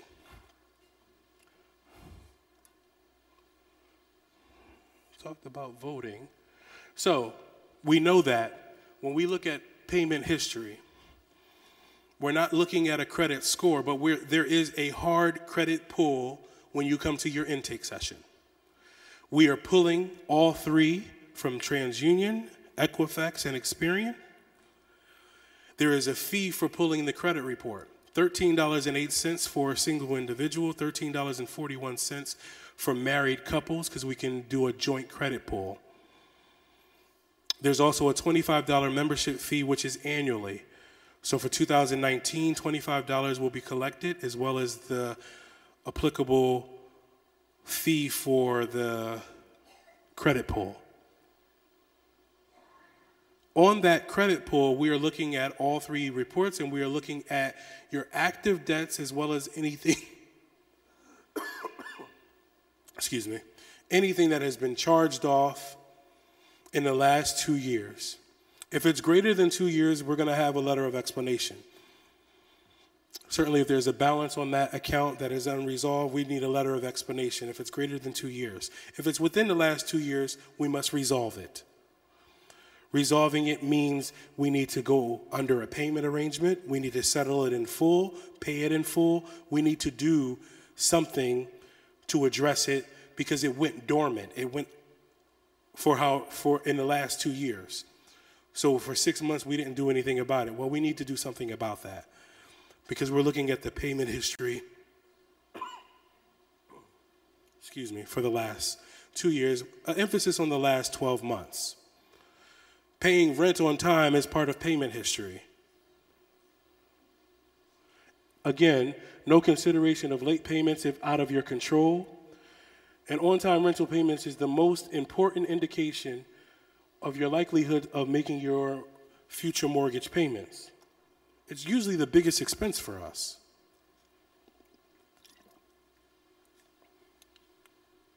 Income qualification. 2 years of employment history. What that means is you need to have been working for at least 2 years of your life. So if you're 20 years old, you've never worked before, then we need 2 years of history.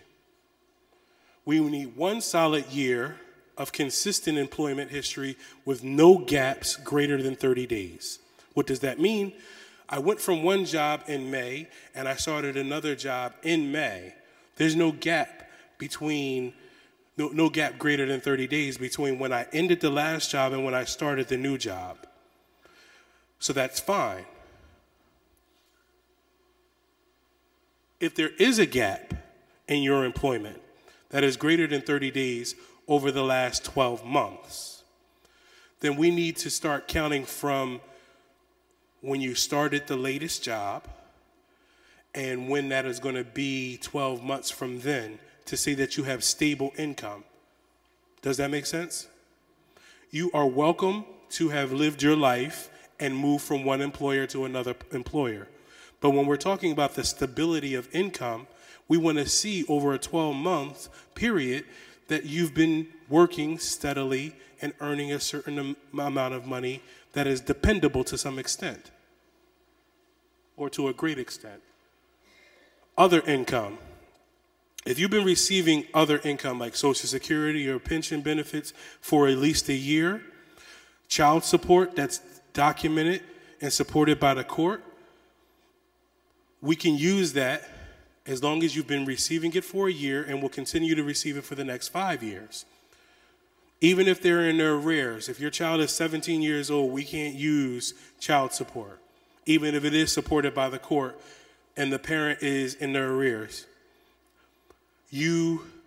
That is, if you have a handshake agreement, for instance, where he or she sends you money every time they get paid, if it's not supported or backed by the court, we can't use that.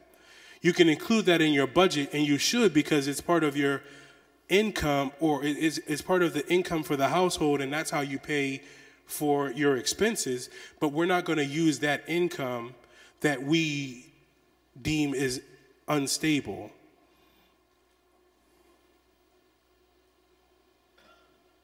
Self-employed. We need 2 years in the same industry. Last year I was doing hair, and this year I'm doing Uber. Those are 2 different industries. You could have been braiding hair in the trunk. It's still 2 different industries. And you need to be filing for 2 years. So, because we want to see that your income that you've been generating from that self-employed income, we want to see what it averages out to be. There are ebbs and flows. There are peaks and valleys. Sometimes it's a seasonal thing. 3 months of reserves. What does that mean? I need to be able to show that I can cover this mortgage when the season is low. Because I have a seasonal business, I need to be able to show that I am prepared for those times where I don't have as many clients or I don't have as much overtime, whatever the case is. So you need to show as a self-employed individual that you have reserves. Cash flow analysis. Cash flow analysis is basically you're going to look at 12 months of bank statements and you're going to indicate on that on your actual bank statements what the business deposits and the business expenses are. And then you're going to fill out an analysis that shows what you bring in every month and what you spend every month that's related to the business, so that we can see what your income is from the business.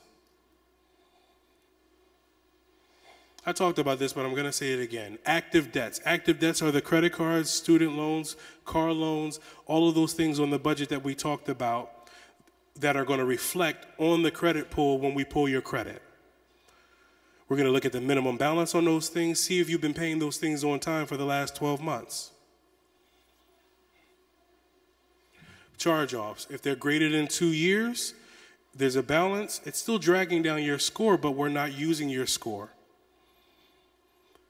You just need to write a letter of explanation. Any lien or judgment needs to be resolved, regardless of the time. It could have been 10 years ago, it could be 5 years ago, could have been yesterday. Any liens or judgments on your credit, on your public record, needs to be resolved. Student loans. So we can move forward with an income-based repayment. We encourage you to use an income-based repayment. If your income-based repayment says that $5 is an affordable payment for you, that's fine. We want you to go get an income-based repayment, but again, we need to know what it's going to be if you don't requalify for an income-based repayment. And there are things that we need to consider. For instance, if you're in school and you're continuing to borrow, then that means that your balances are going to increase in terms of your borrowing, right? So those are things that we need to keep in mind, and I don't want you to get shocked when we look at that. Matthew, you said there's no closing costs. What are you talking about, minimum required funds? What is this? Minimum required funds. You have to show that you can afford the things that the program doesn't cover. The lender is paying for all of those closing costs, the settlement, FedExing documents, and all of that stuff. So those closing costs are being covered by the lender. But your property tax, that comes from you. The earnest money deposit, that's a good faith payment. It's from you to the seller. When you go under contract to purchase the house, they want a little skin in the game. That gets credited back to you, and that'll go towards your escrows, the things like the taxes and the insurance. But you have to show some minimum required funds. In some cases, if you're self-employed or if you're looking for a multifamily, your minimum required funds are going to be elevated because you have to have that mortgage payment for 3 months. And you just need to show that you have this money. You're not going to bring a check to me. You just have to show that you have the money in your account or that you have access to it. It could be in a 401k or 403b, and you can take a hardship withdrawal or you could take a loan against it because you have the money there. But you just have to show that you have the assets to cover all of those things, like the insurance. You're going to need money, y'all. The minimum required funds that we tell you is the absolute minimum. That could be $3,000. I'm telling you today, for the record, that you probably need to double it in your mind.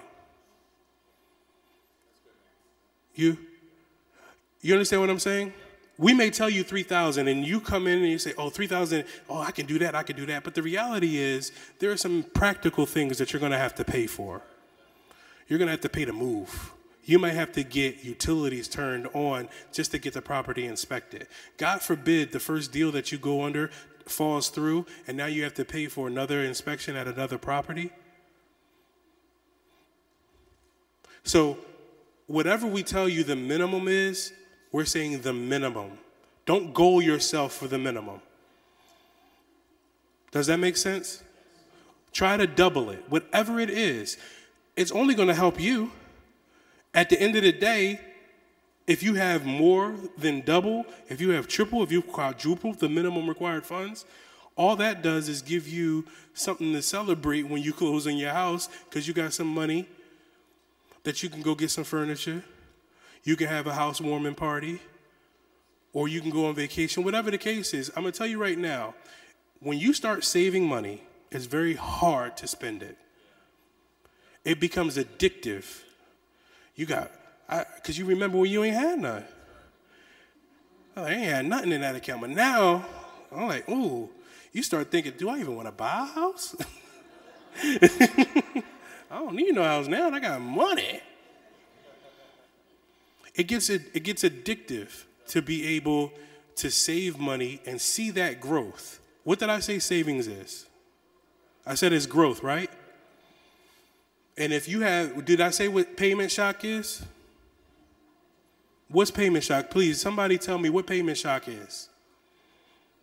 Let me get a hand. Can you say it louder when we bring the mic? Oh, I love it. She said the difference between what you're paying in rent and what you want to pay. Here's another one. For those of us who are not currently paying rent and we're living with family, we need to save, right? That's payment shock as well. We need to do that for 6 months. We need to see what for 6 months? That's that one word, savings is. So I need to see what in 6 months. So that savings path, so you've come to your intake session and you've met with the realtor, the in-house realtor. The in-house realtor is saying, listen, we think that this is an affordable amount for you and this is what you can get. And the $1,000 is basically going to cover you. You'll be in good shape if you do $1,000. And your housing counselor says $4,000 is your minimum required funds. So I'm already telling you that's 8, right? Let's do 8. You don't pay rent. Now you need 6 months of saving $1,000. Your account needs to grow by $1,000 every month for the next 6 months. So when you come back to the office with 6 months of bank statements, I need to see growth because you've been paying yourself $1,000 every month. This is very important that we get this concept because if we don't, we're going to waste 6 months of not doing it properly. 6 months of growth. That means you wanted to go on a trip because you deserve it. Fair enough.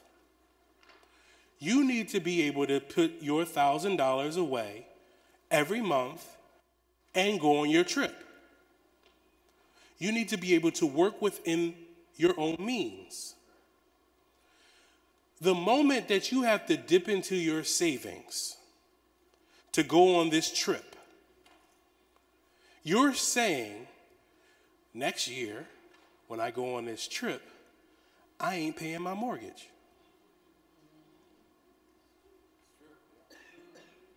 So, if you go into that savings and you take out that $1,000, you need to now replace and make your normal contribution. Most of us can't do that. Because if you can't take the $1,000, pay for the trip, and make your normal contribution that within that same 30-day period of $1,000, then what you're saying is you can't afford it. You need to be able to do that and put that $2,000 in within that same 30-day cycle. So it's fine to borrow money from yourself. I encourage you to borrow money from yourself as opposed to taking out a cash advance on your credit card or putting something on your credit card just so that you have more cash available. We've seen that trick many times before. Well, I ask you about that. So I want to emphasize the importance of growth. You're paying yourself. And that goes for anybody, everyone, whether you're paying rent or not.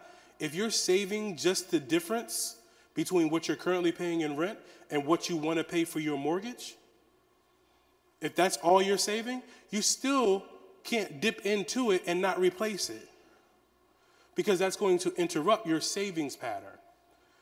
The reason why we're asking you to have this savings pattern is so that we can monitor that behavior, so we can see how you're spending your money. And I can't send you on that journey, on that task, and charge you with that responsibility to yourself unless I equip you with certain tools, tools like the budget. So what did I say again about the budget? The budget is for you to be able to identify where the money is coming in and where the money is going out. And then you're going to make a decision on the difference. That surplus that you've created, you're going to take that surplus and you're going to be deliberate with that surplus. If you meet any of the following, you are ready now. Not any, you really need to meet all of it, I'm sorry.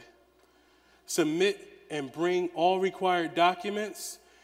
Eligibility criteria, again, is in the book. Everything that I said is in the book. I should say that, because there's a lot of material here.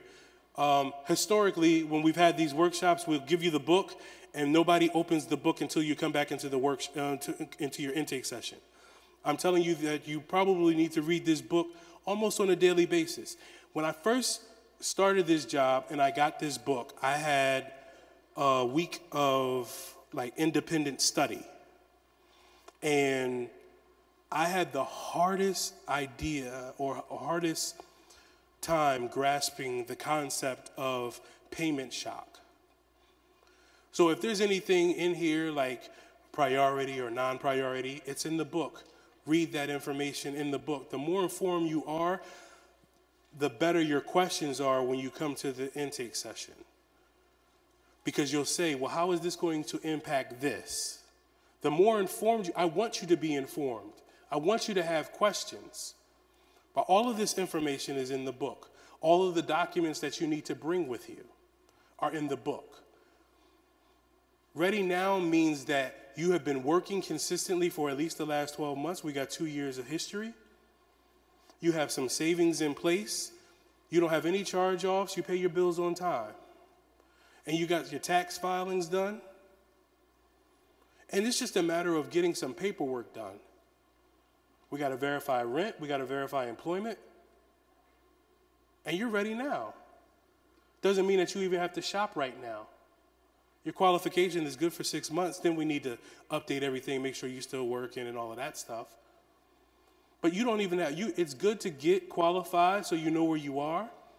But I want everybody to keep your appointment. So or call to reschedule it and make sure that it's convenient for you. But keep your appointment. Don't take anything that I've said and think that you're not going to be able to get through this program, because you don't know enough.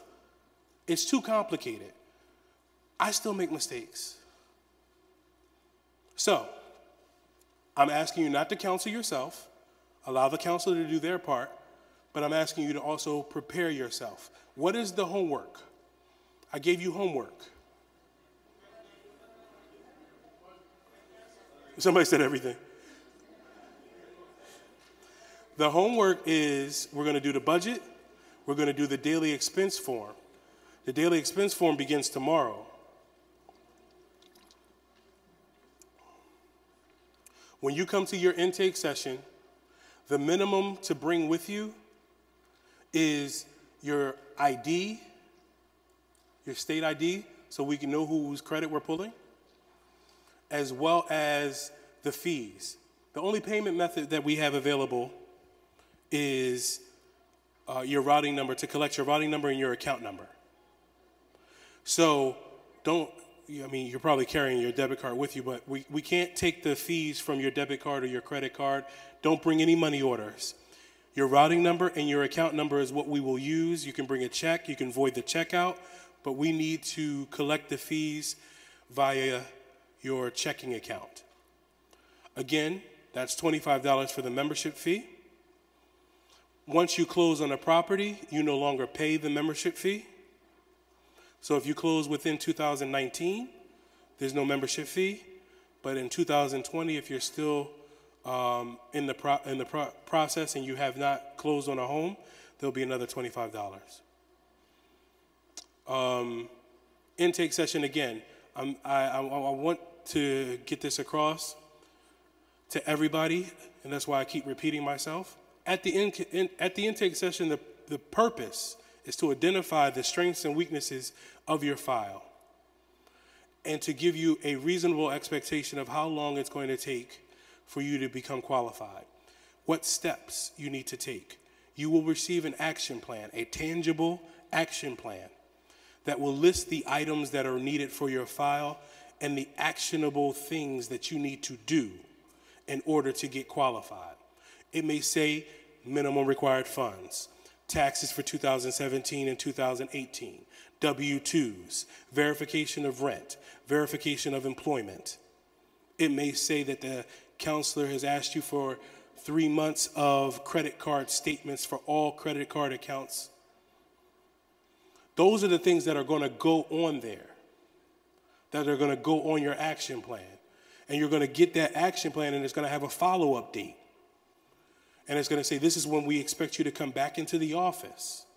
And you're going to bring all of these documents. When you bring those documents, it's for us to look at those documents. We're not just going to take those documents and put them in the system. Because very often I hear people saying, well, I gave that already. Yeah, you may have given it, but you didn't give all of it. Or what you've given opened up a whole nother can of worms. You've given me something, for instance, a bank statement that I wasn't privy to previously.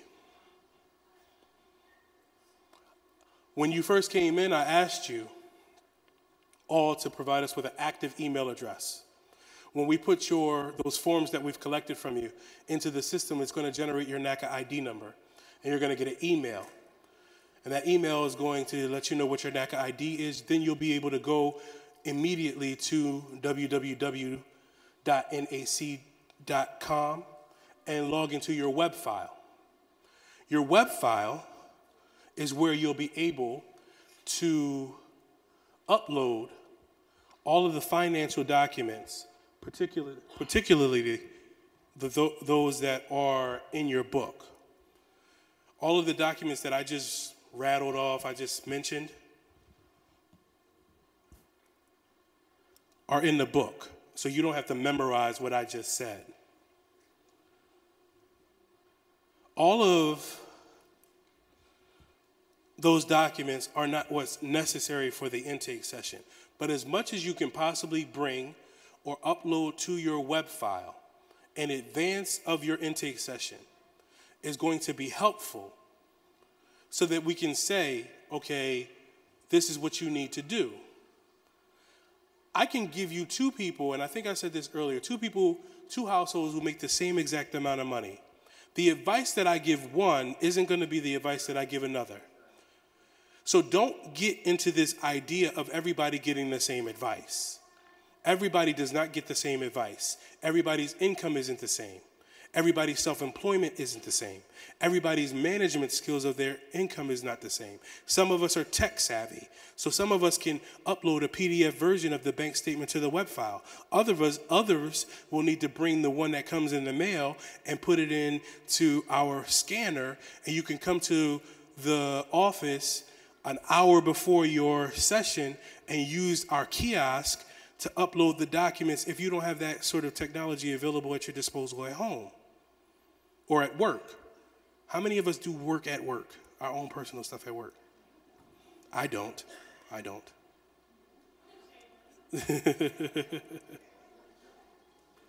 So everybody will have their own personal NACA web file, and you'll be able to upload all of those documents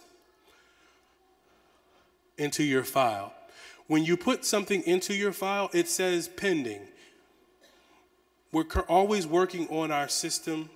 If you have any suggestions, you can always pass that on to us. In the system, you may have put something in there and it just says pending and you don't know exactly what it is because it doesn't say what the document is. That is some feedback that we've received previously. The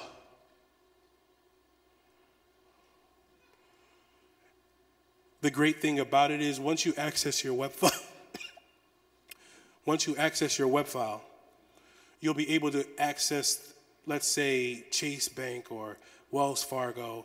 You can go to their website, download the bank app or the bank statement, and just upload it to your file. That's a very clean file. And personally, it's my personal preference. Again, the purpose of that intake session is for us to identify the strengths and weaknesses and give you an idea of how long it's going to take for you to get through this process. There are different things that are going to take. If you have overdrafts on your account within the last 90 days, I already know it's going to take 3 months. I'm not submitting a file that has overdrafts on your account within the last three months. So I already know it's going to be at least 3 months. If everything else is in order, it's going to be 3 months from your intake session because I need 3 months of bank statements with no overdrafts in it.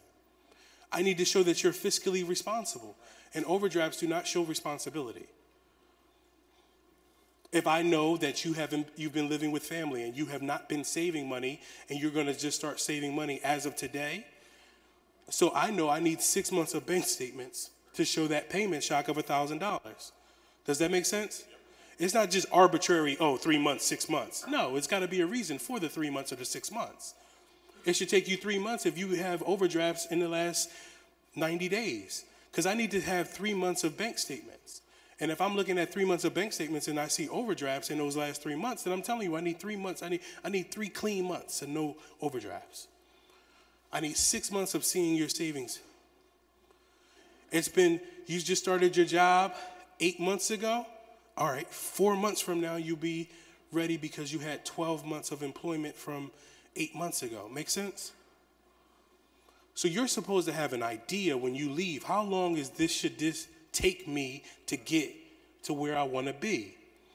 But I'm telling you today, before your intake session, to be prepared with a completed budget. Be prepared with the bank statements, tax filing, so on and so forth. All of that stuff that you're saying, but Matthew, I got this going on. Everybody got this going on. Do not be ashamed. Do not be embarrassed. We see this every day, all day, and you probably think it's much worse than it actually is. So, I do see some people fading out. I will ask you if you have any questions to come to the front and use the mic just so that everyone has the benefit of hearing your question. Usually there are questions. You guys seem very engaged, so I'm not sure, but we are live streaming. So there are people that you may be asking for them. So don't hold it to yourself because you're ashamed of asking a question. You don't do this for a living. This may be your first mortgage. There's no reason for me to expect that you have the answers to these questions. So feel free to ask your questions. Yes. Again, those questions are not necessarily just for you. They're for everyone else, or someone else could benefit from you asking that question. Is something that I may have said too quickly or some concept. So I'll let this gentleman go. Thank you.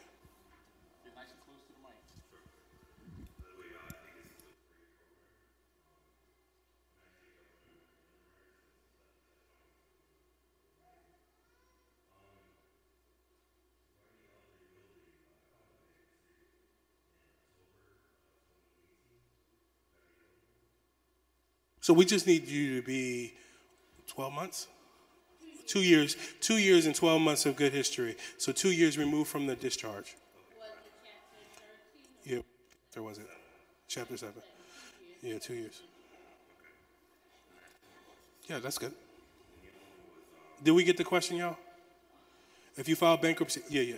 So the question was, if you file bankruptcy. All right, and the other question was regarding self-employed.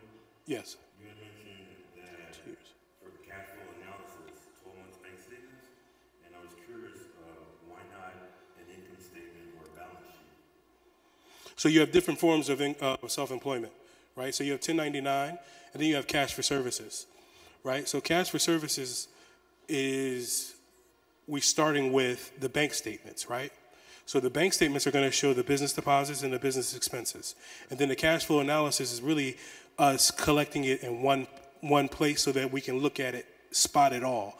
So it's really just one central place. For 1099, usually, you're getting a pay stub. You can show the year-to-date earnings from that. Okay. So that's why. He's asking questions related to his job, y'all. Right. And then the last question was, if you're a NACA employee, are you eligible for NACA mortgage? Yes, you are. I can still get a mortgage through this program. Yes. Okay. No conflict of interest. Okay, great. Thank you. Thank you. Yes, thank you.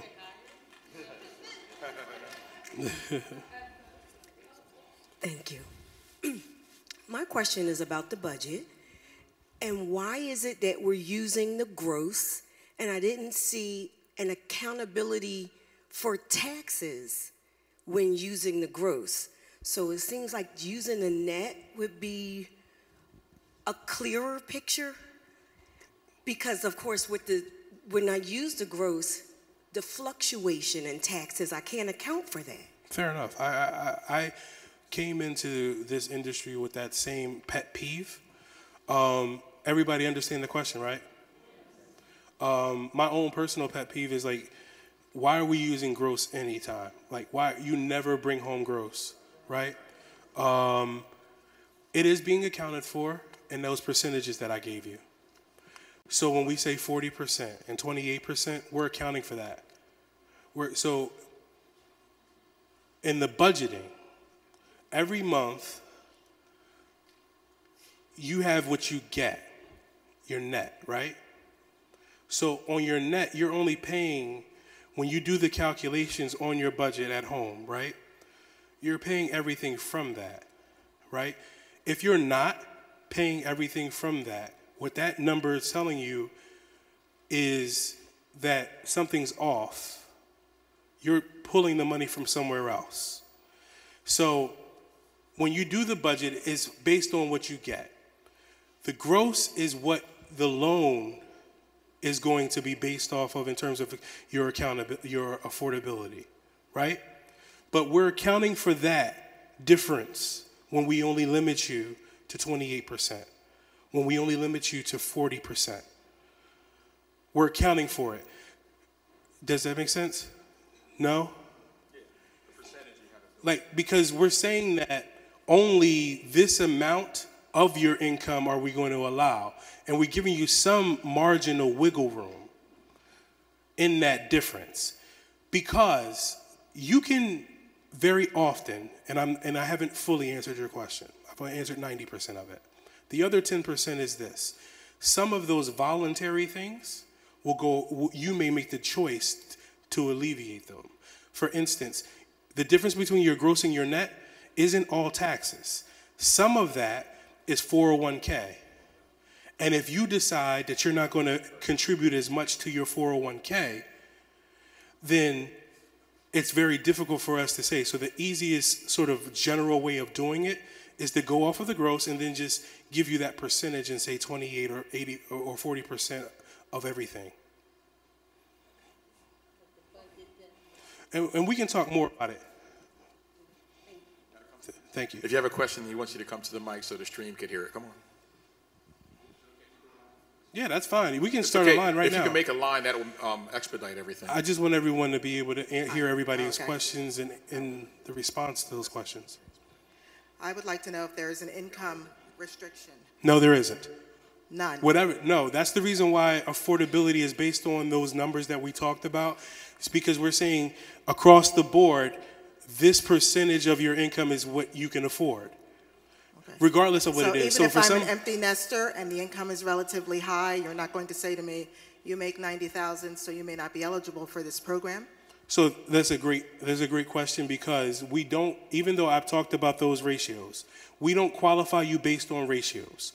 We qualify you based on what you've been able to demonstrate in your behavior.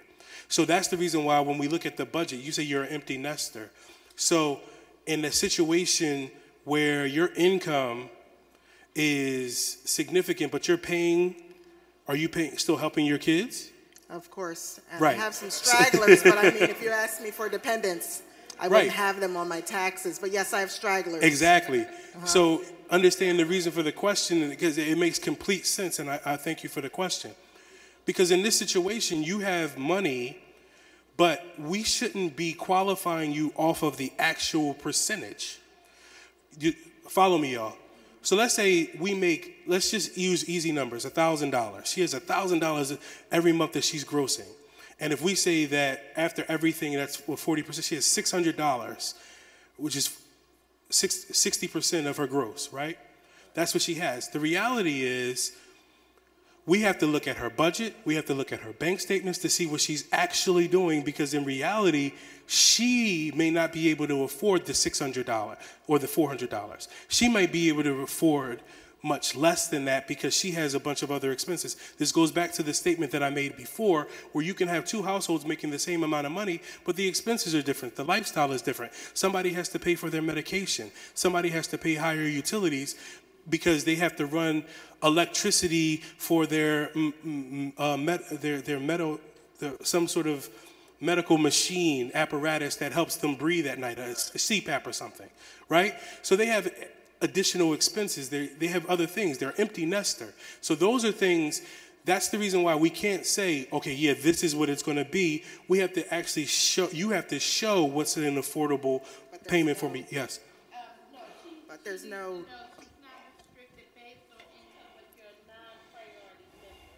Is,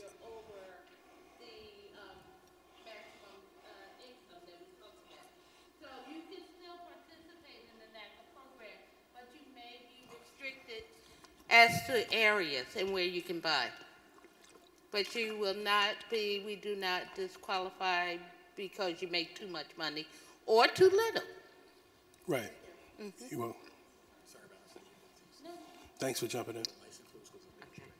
Hi, thank you for all the information. It's Thank you. a wonderful program. 2 questions. I had one, but just listening to her, I formed another.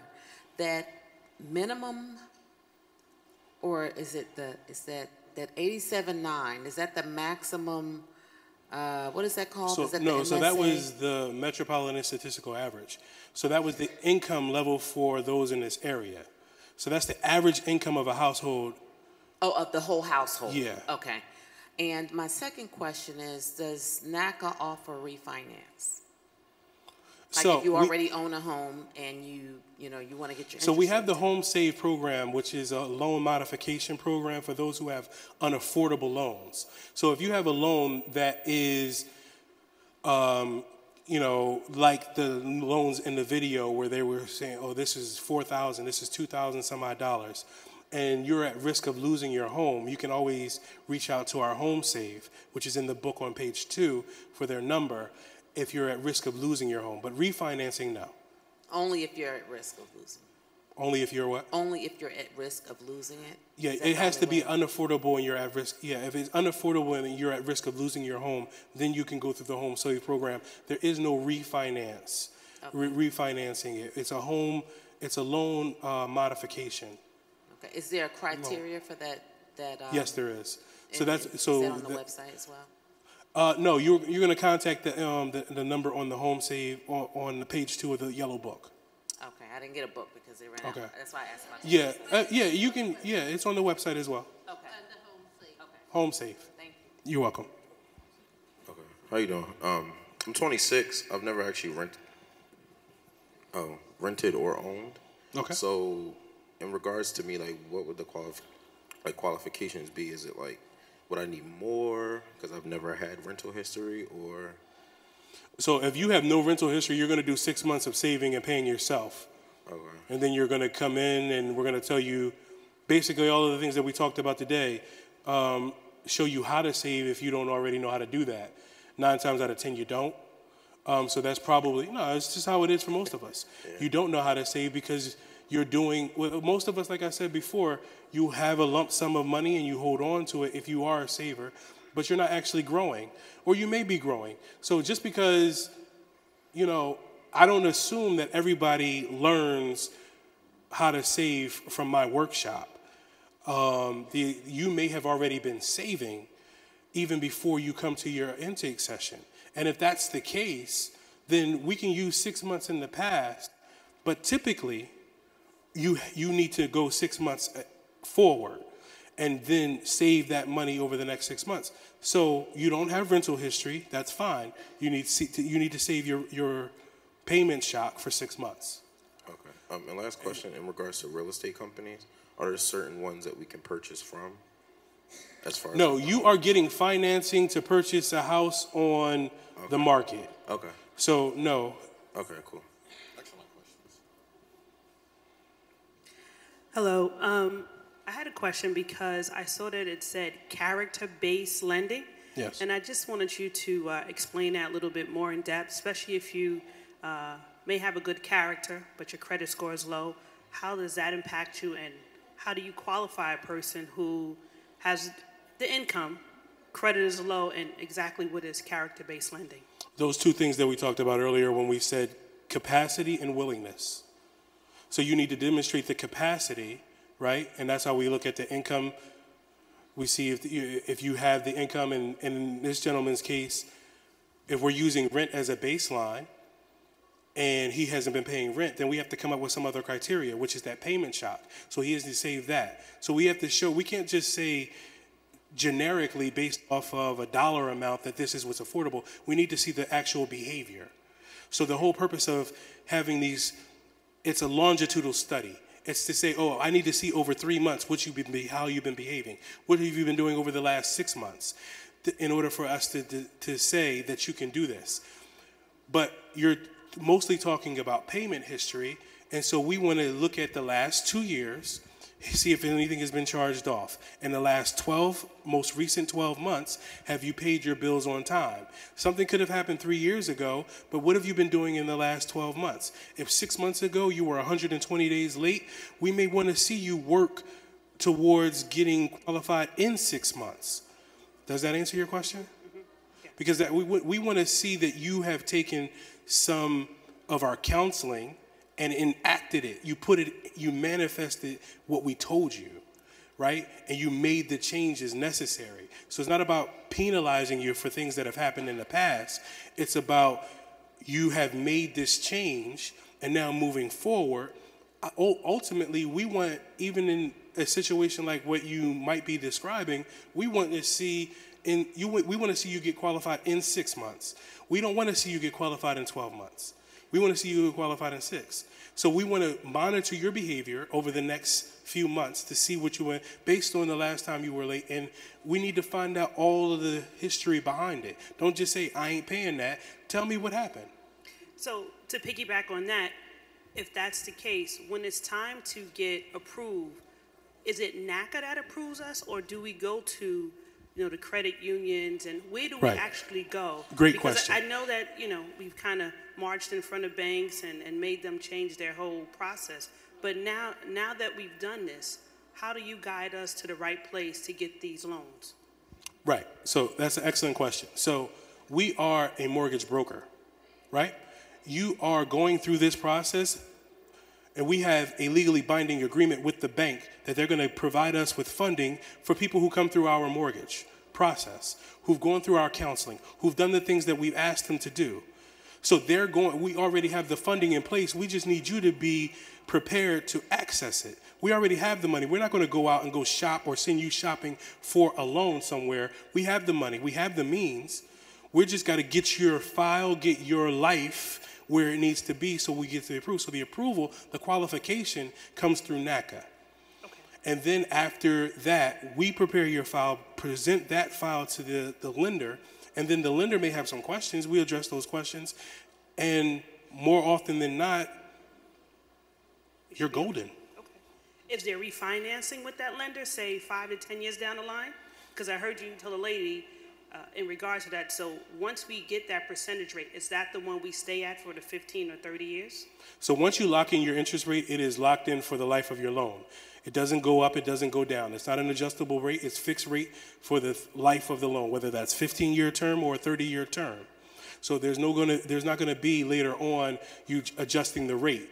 You can always pay down the balance. You can always, if you get a lump sum of money and you wanna buy it off, pay off the loan. There's no prepayment penalty on it, but there's no refinancing. A refinance is when you get a new loan to pay off an existing loan.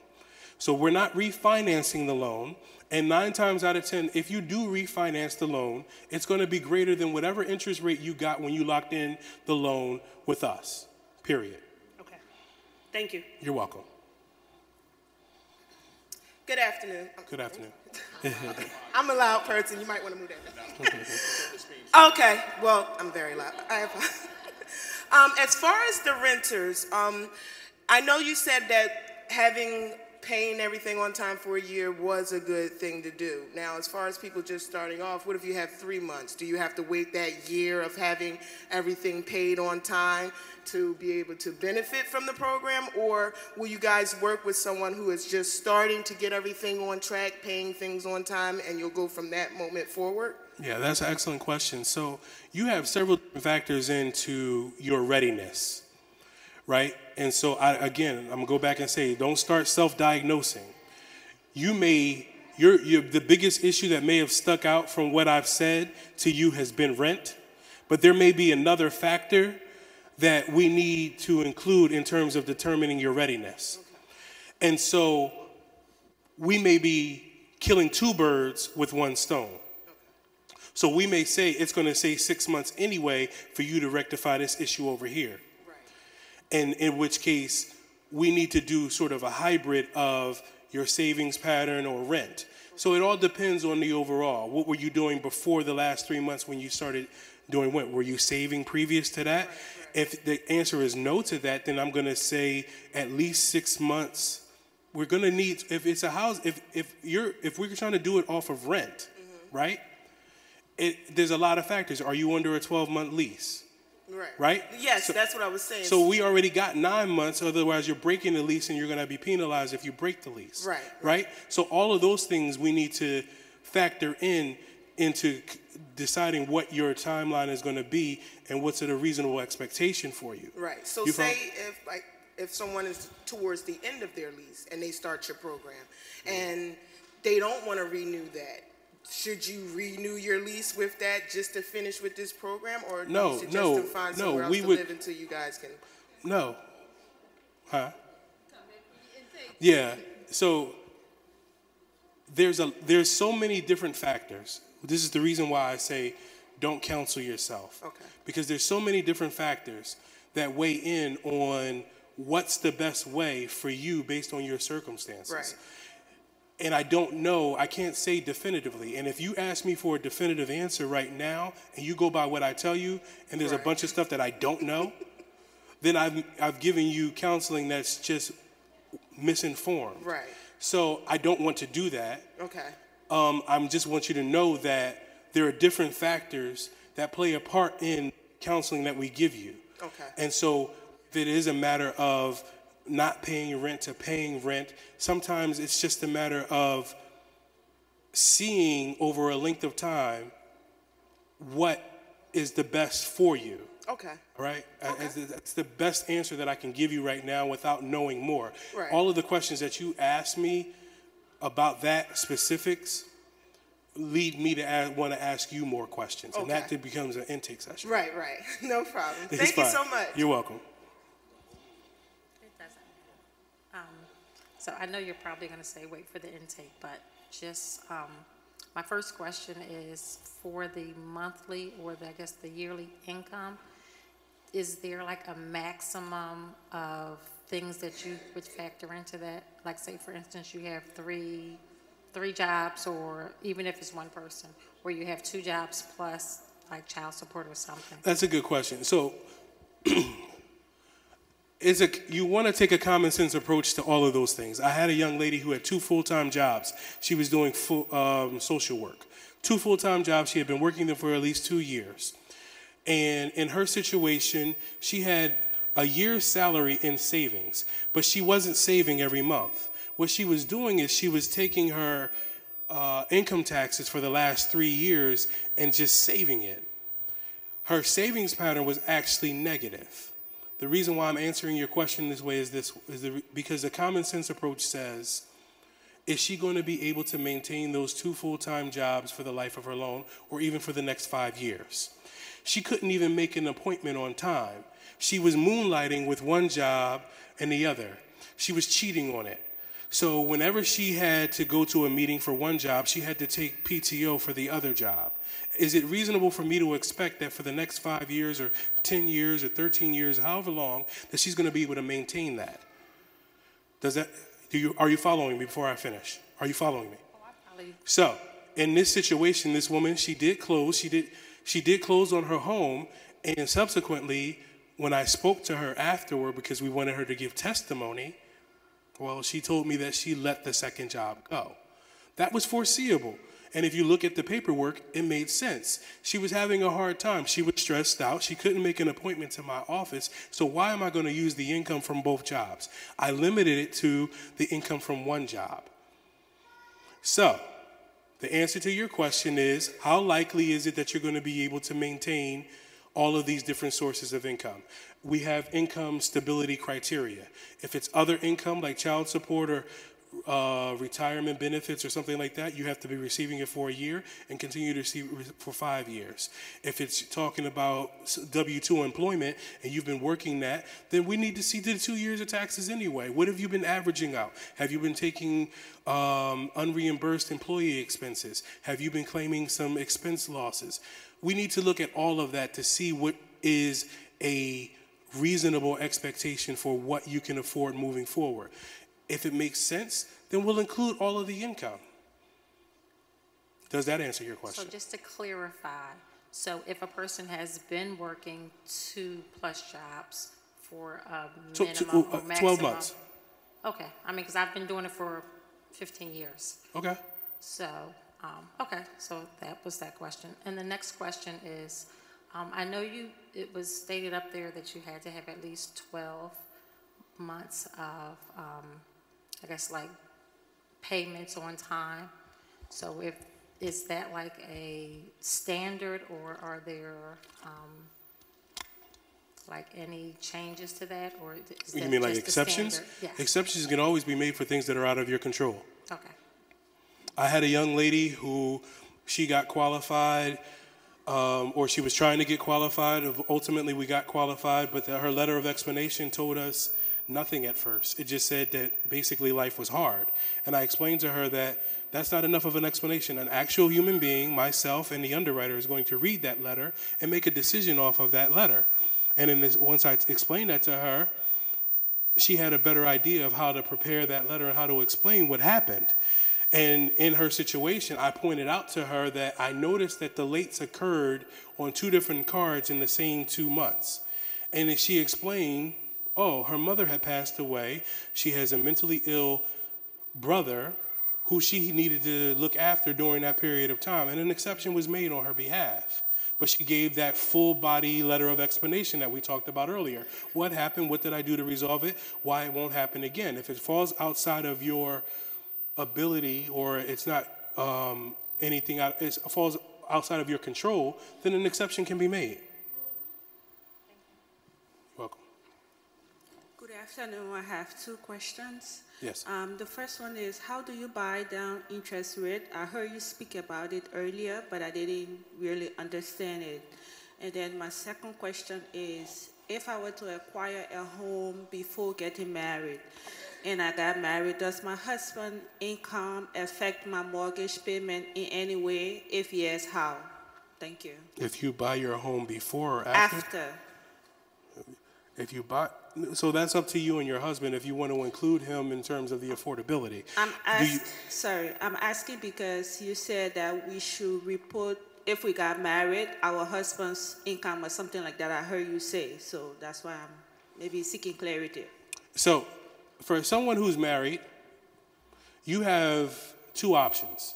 You can either borrow the loan based on your income alone, or you can include the income of your spouse. If you don't want to include the income of your spouse, then you're going to be limited to 1 income. You're not required to include the income of your spouse. You are required to disclose that you have a spouse. You are required to have that spouse have their credit pulled, and they need to be a part of the counseling process. but they don't need to go on the actual loan. Because you're legally married to this other person, they will be on the title of the property because they're entitled to it. Does that answer that part of the question too? Question number 1 was, how do you buy down the interest rate? So that's where we talked about 1% of the purchase price is bought with every 1% of the purchase price, you are buying down 0.25% of the interest rate. We started with 4%. We said for a $100,000 house that if we took $1,000 to buy down the interest rate, that means that we're going to take our own money and apply it up front to buy down the interest rate from 4% to 3.75, and that's going to cost us $1,000.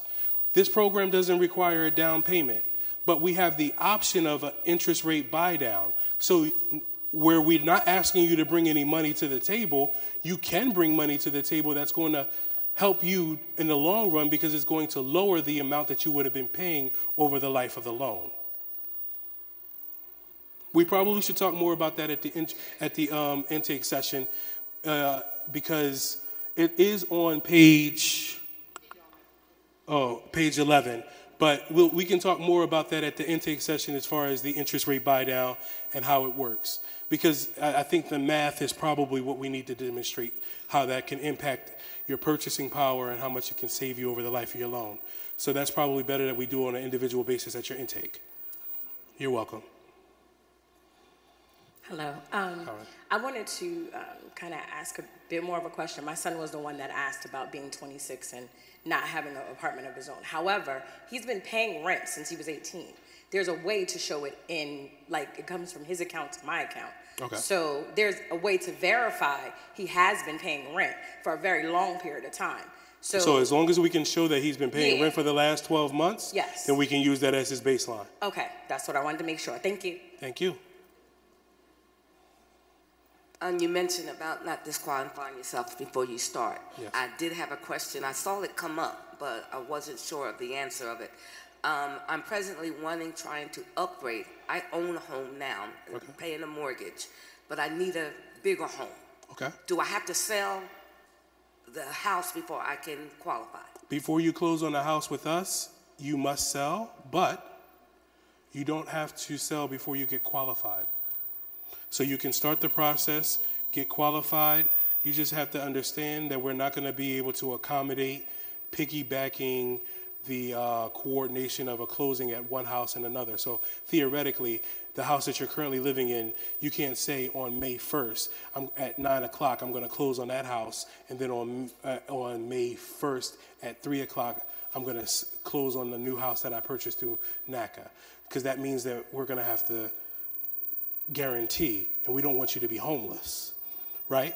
So you have to be ready to move that house. So that may, in terms of the logistics of it, it may mean that you have to live with family for a month or something like that. I mean, that's going to be up to your, that's your prerogative, or to make that decision. But ultimately, to get qualified, you do not have to have sold the house, but you won't be able to own two houses simultaneously at any point. Right. So you will need to have that property on the market, move that property, and then, you know, it's possible that, you know, within 30 days you'd be temporarily, you know, displaced, but it all depends on the circumstances around it. Okay, because I wasn't planning on keeping that house anyway. I wanted to sell it to upgrade. So that was my purpose. Right, so you wouldn't be able to own both homes. Right. Yeah. Would you say, Ms. Depp? Yeah, okay, okay. Yes, yes. Hi. So my question is regarding the savings.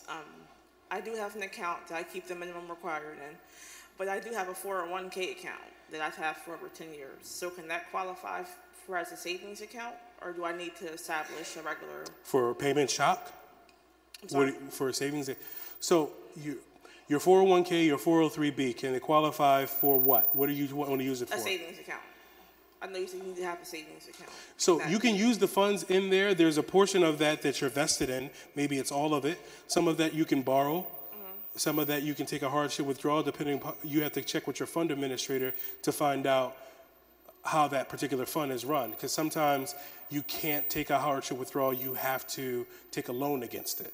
So it depends, but can you use that as for your minimum required funds? Yes. If I don't understand, if I don't know if the other question that you're asking could be that, is it a savings pattern? Okay. Are you using it as a savings pattern? Is that what you're asking? So I'm saying if I don't have a regular savings account with my bank, that's my money that I'm putting into, that I can do whatever with, well, save for, of course. Can I use a 401k as a savings account? Right. So so when you have a minimum required funds and you have a savings pattern, that's two birds with one stone. It's the same money, but it's different purposes. For the savings pattern, I'm looking at behavior, right? So I'm answering your question broadly because I think some of it is just terminology and how you're saying it and my ability to understand. Okay. So let me just answer it this way, and you let me know if this answers your question. Savings pattern is about behavior. So I'm looking for a stretched period of time, how you're actually saving every month. Minimum required funds is to show that you have the assets needed for the things that the program doesn't pay for.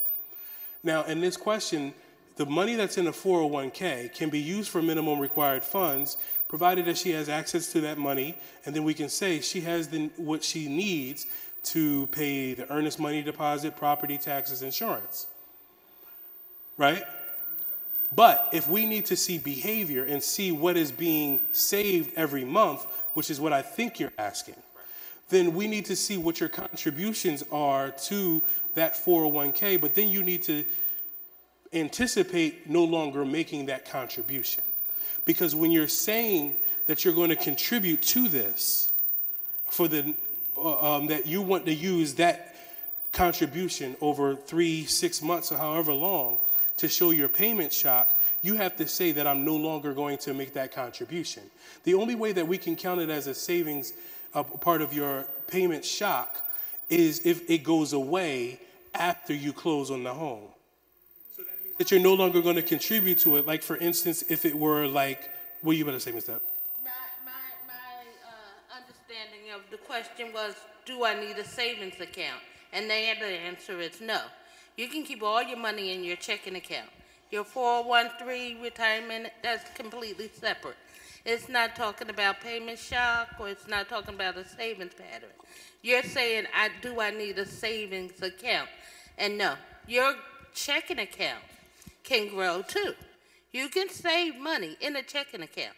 So you don't need to open up another account because it's called savings.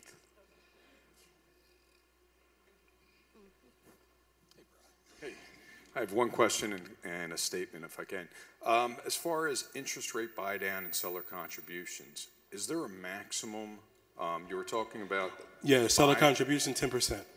So can the seller contribute to the interest rate buy down? Yes, what that seller's contribution can be, well, anything that's brought up front is going to go towards the interest rate buy down first. It's more advantageous. Otherwise, it would be principal reduction. And so over the life of the loan, you'll save more money if you do this interest rate buy down. So 9 times out of 10, you buy down the interest rate, the seller's contribution is used and applied to the interest rate buy down. So that's the max for the seller's assist is 10%. So that's a segue into one of my comments, if I can, for a second. Yes. That's bad to give me. Just a statement. There is a concern for home ownership and a lot of support to move people out from rentals into home ownership. I'm an investor. I make a lot of money on my rentals, but I've never stopped one of my tenants from buying a house and held them hostage for 9 months. If somebody wants to break a lease, just give me adequate notice, 30 days, or legally it's 60 days. But I've been more than happy just to let people buy houses.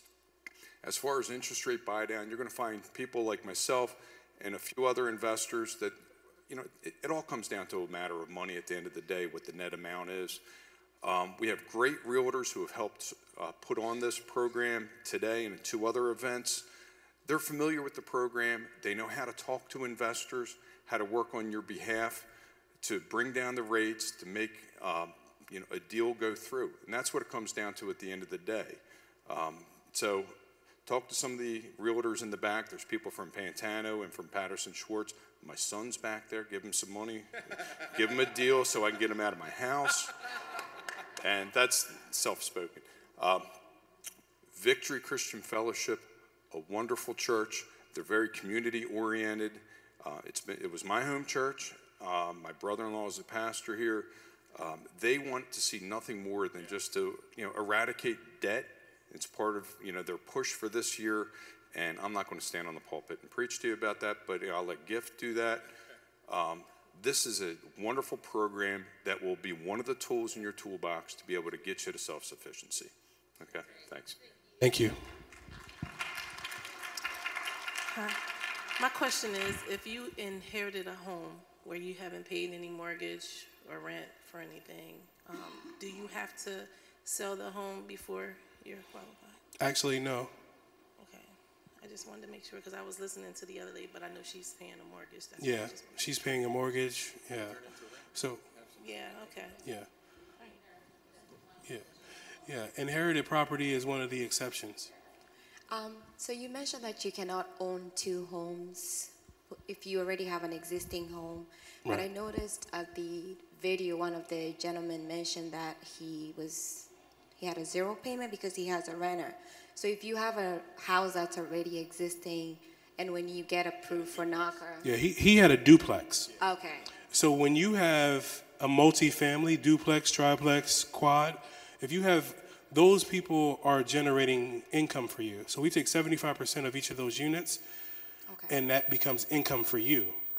So in his situation, he's charging them at least what he's paying in rent, paying for mortgage. So he's saying zero because they're paying for it. So that's the advantage of doing a multifamily, is because your tenants, particularly when you get to 3 and 4 units, is going to start generating income for you. Okay, thank you. You're welcome. Yeah, just one quick question.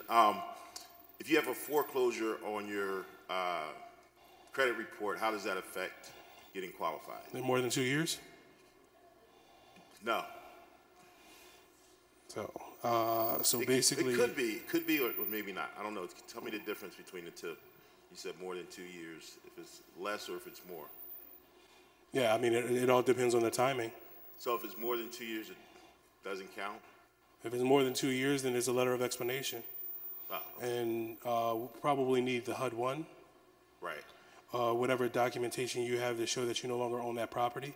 Otherwise, you got to get a title search done to make sure that you don't own the property. It just becomes an eligibility issue at that point. Okay. But as long as it's more than 2 years, letter of explanation, what happened, what did I do to resolve it, why it won't happen again. I will tell you that if you've owned a property before, then we probably should make sure that you are absolutely ready this time so that you don't lose a hot property in the future. Anything to add? How long does it take to hear from a counselor? I did find a house and I do meet all the qualifications that are required, and I would like to put in an offer on the house that I like. So I'm kind of I'm pretty much under a little bit of a rush, so. Yeah, so I think we were waiting to schedule appointments until we have the Wilmington office open. After you get the email from us showing that you have a NACA ID, you can contact our office and see when we can get you an appointment scheduled. Okay. Could I come to Philadelphia? Yes, that's where you would come, yes. Okay. Otherwise, you would do remote counseling through the counseling center. Okay. And they usually will schedule you some time out.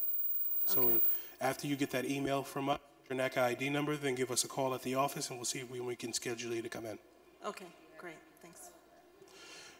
Yeah, so I would caution you not to go under contract because we can't guarantee that we'll get you through the qualification process and you have timelines and deadlines in your contract.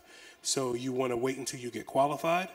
After you've been qualified, then you'll get a qualification. You'll come to a purchase workshop held in our Philadelphia office, and then your realtor will give us what's called a property specific. It let us know what the taxes and the insurance are going to be on that property, and we'll see if it falls within your approved PITI that we discussed, and then you'll get an approval letter to make the offer with. I'm sorry, say it again. It all depends on your circumstances. If you have everything that you said and there's no issues, then shouldn't be more than an hour. I mean, more than a week. I mean, if you're ready right away, then it's just a matter of getting your verifications back. Your rental verifications, your employment verifications, the tax documents. It's a matter of putting your file together. So when a counselor submits your file, they get it back within 5 days, a decision. But then it may come back with conditions. They may have questions about deposits on the account. So I can't say definitively what it's going to be. And most of the time that it's nothing that I feel comfortable committing to at this moment. Okay. Remember earlier when you were saying the forms that we gave, they're going to be uploaded to your website? Do you know how soon that's going to happen? So we can get like our web IDs and stuff, or? Is that what you're going to do? So by Wednesday of this week, everyone should receive their email. Okay, cool.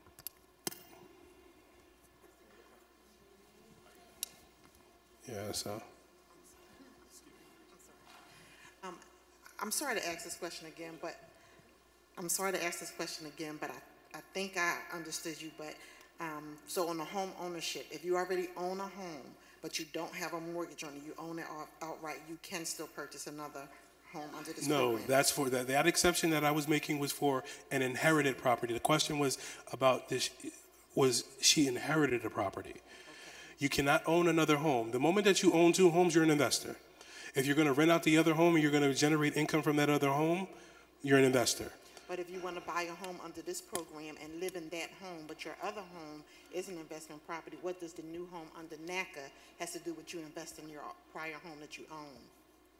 If you're fulfilling the home that you have presently, no, the moment that you purchase another home, you're an investor. You have two properties. That makes you an investor. But the moment that you own a second home, which home are you going to live in? The NACA home. Because you're required to. Right. And now you have another home that is an investment property.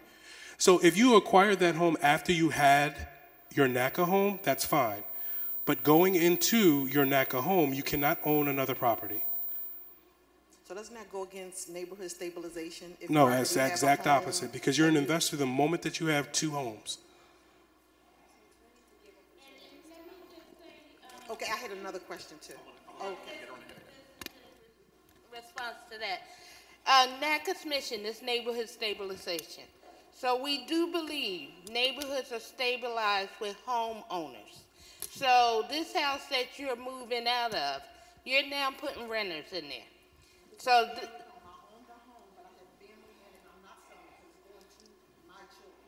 okay, so you can't participate in the NACA's program until either one of the children take over their home and purchase it from you.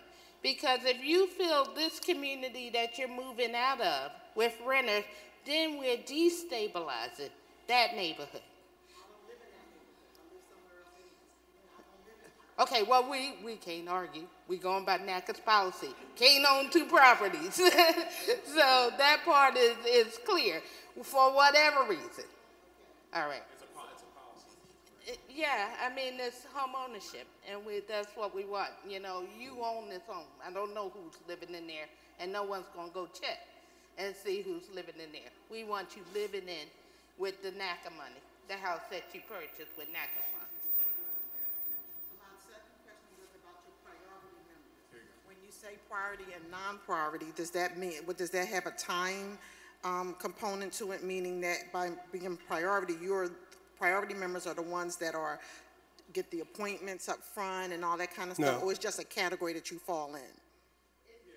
It had everything to do with what you can purchase. It had the only thing we were using as criteria was the income for the metropolitan statistical average, right? So that had nothing to do, the priority is like, these are the people, it's just a way of saying that these people can purchase wherever they want. The people who are non-priority are limited, so there are limitations. Well, the priority people are limited as well. They're limited by what they can afford. So, but those who are non-priority usually want to purchase in areas that do not need us. That's really the heart of the spirit of the policy. The spirit of the policy is to make sure that these dollars are going to people who need them. And that, I just want to say, has nothing to do with when you get an appointment and, you know, that. However, each workshop, you guys remember, we had over 200 people here. We have another one next Saturday. There's already 300 people signed up for that workshop. We had one last weekend, and we got 200 people. So our scheduling, I have 5 counselors, and I'm desperately hiring to keep up with the demand. But we have 5 counselors, and we're seeing 200 people a week. So appointments may not be scheduled till March or April. Now you guys will get an appointment. It may start because we may be booked up through March already. I know we're booked up through February. But if you believe you're ready now, and you know that you've been saving money, you know that you have been on the job for 2 years, you know that you may have the minimum required funds, you've been renting for 2 years. So if you believe you're ready now, you get that NAC ID number and you have an appointment that's 2 months from now, it's perfectly okay to call our office and say, do you have anything sooner? We schedule these appointments, but as things happen, people cancel. You know, they don't show. We have a waiting list and we have overflow. So you may have to wait just a little while if you come, if we put you in overflow. But it might be the difference between getting an appointment now and getting an appointment 2 or 3 months from now. So don't get discouraged or upset if Betsy sends you an email and that appointment is scheduled a little far out. You can always say, I'm available to come on this day. Do you have any cancellations? And we can try and put you on the list and bring you in sooner. Question? Just quickly on what you were talking about. So say if it is a waiting list, is there a way that you guys can give me a list of things I can work on while I'm waiting to get my appointment? Please tell me you got a book. Yeah, I got a book. All right, so there is information, and he went through it as well, on what you need to bring for that appointment. I'm not going to go over it again, but standard documents is in the book, page 34, 39. I got to check this version of the book. I know. So you can start working on that. Make sure you have everything you need. When 37? 37. Yeah.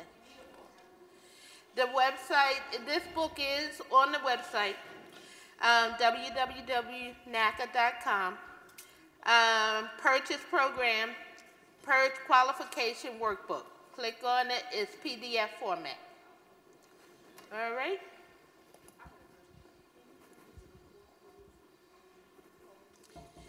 Can you purchase or foreclose through this program? The answer is yes. You can do any type of property. It may have some issues with utilities being turned on, it being vacant for a while, being bank owned, and there's flow, but yes, you can.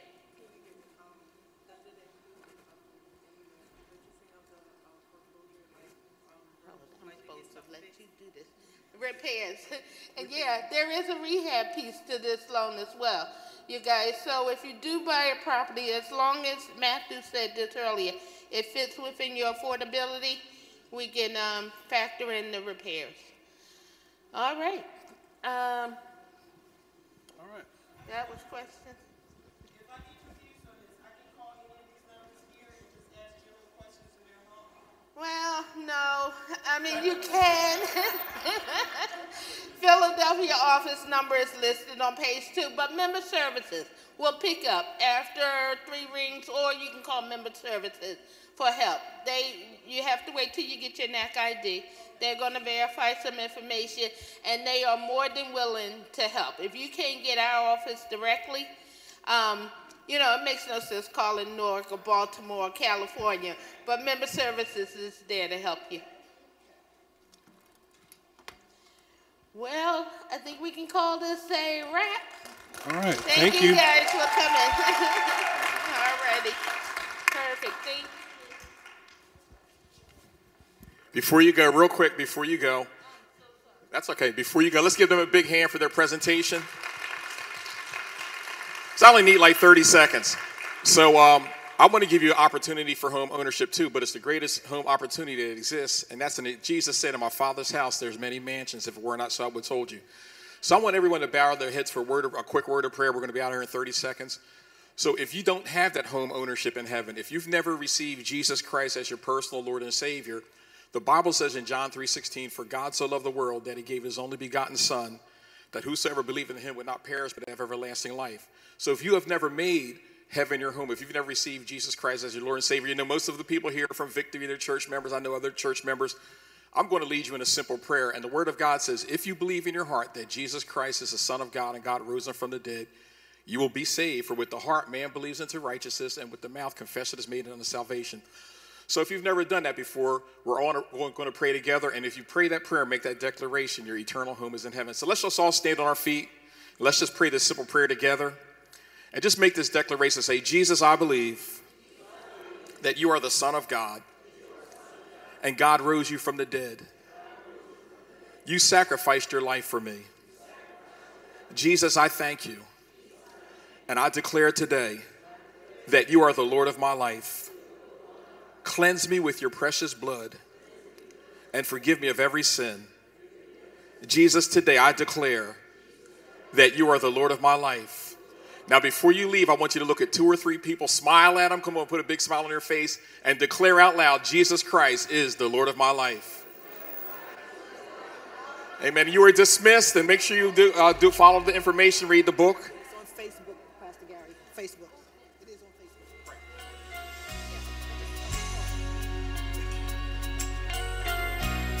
Facebook. Okay.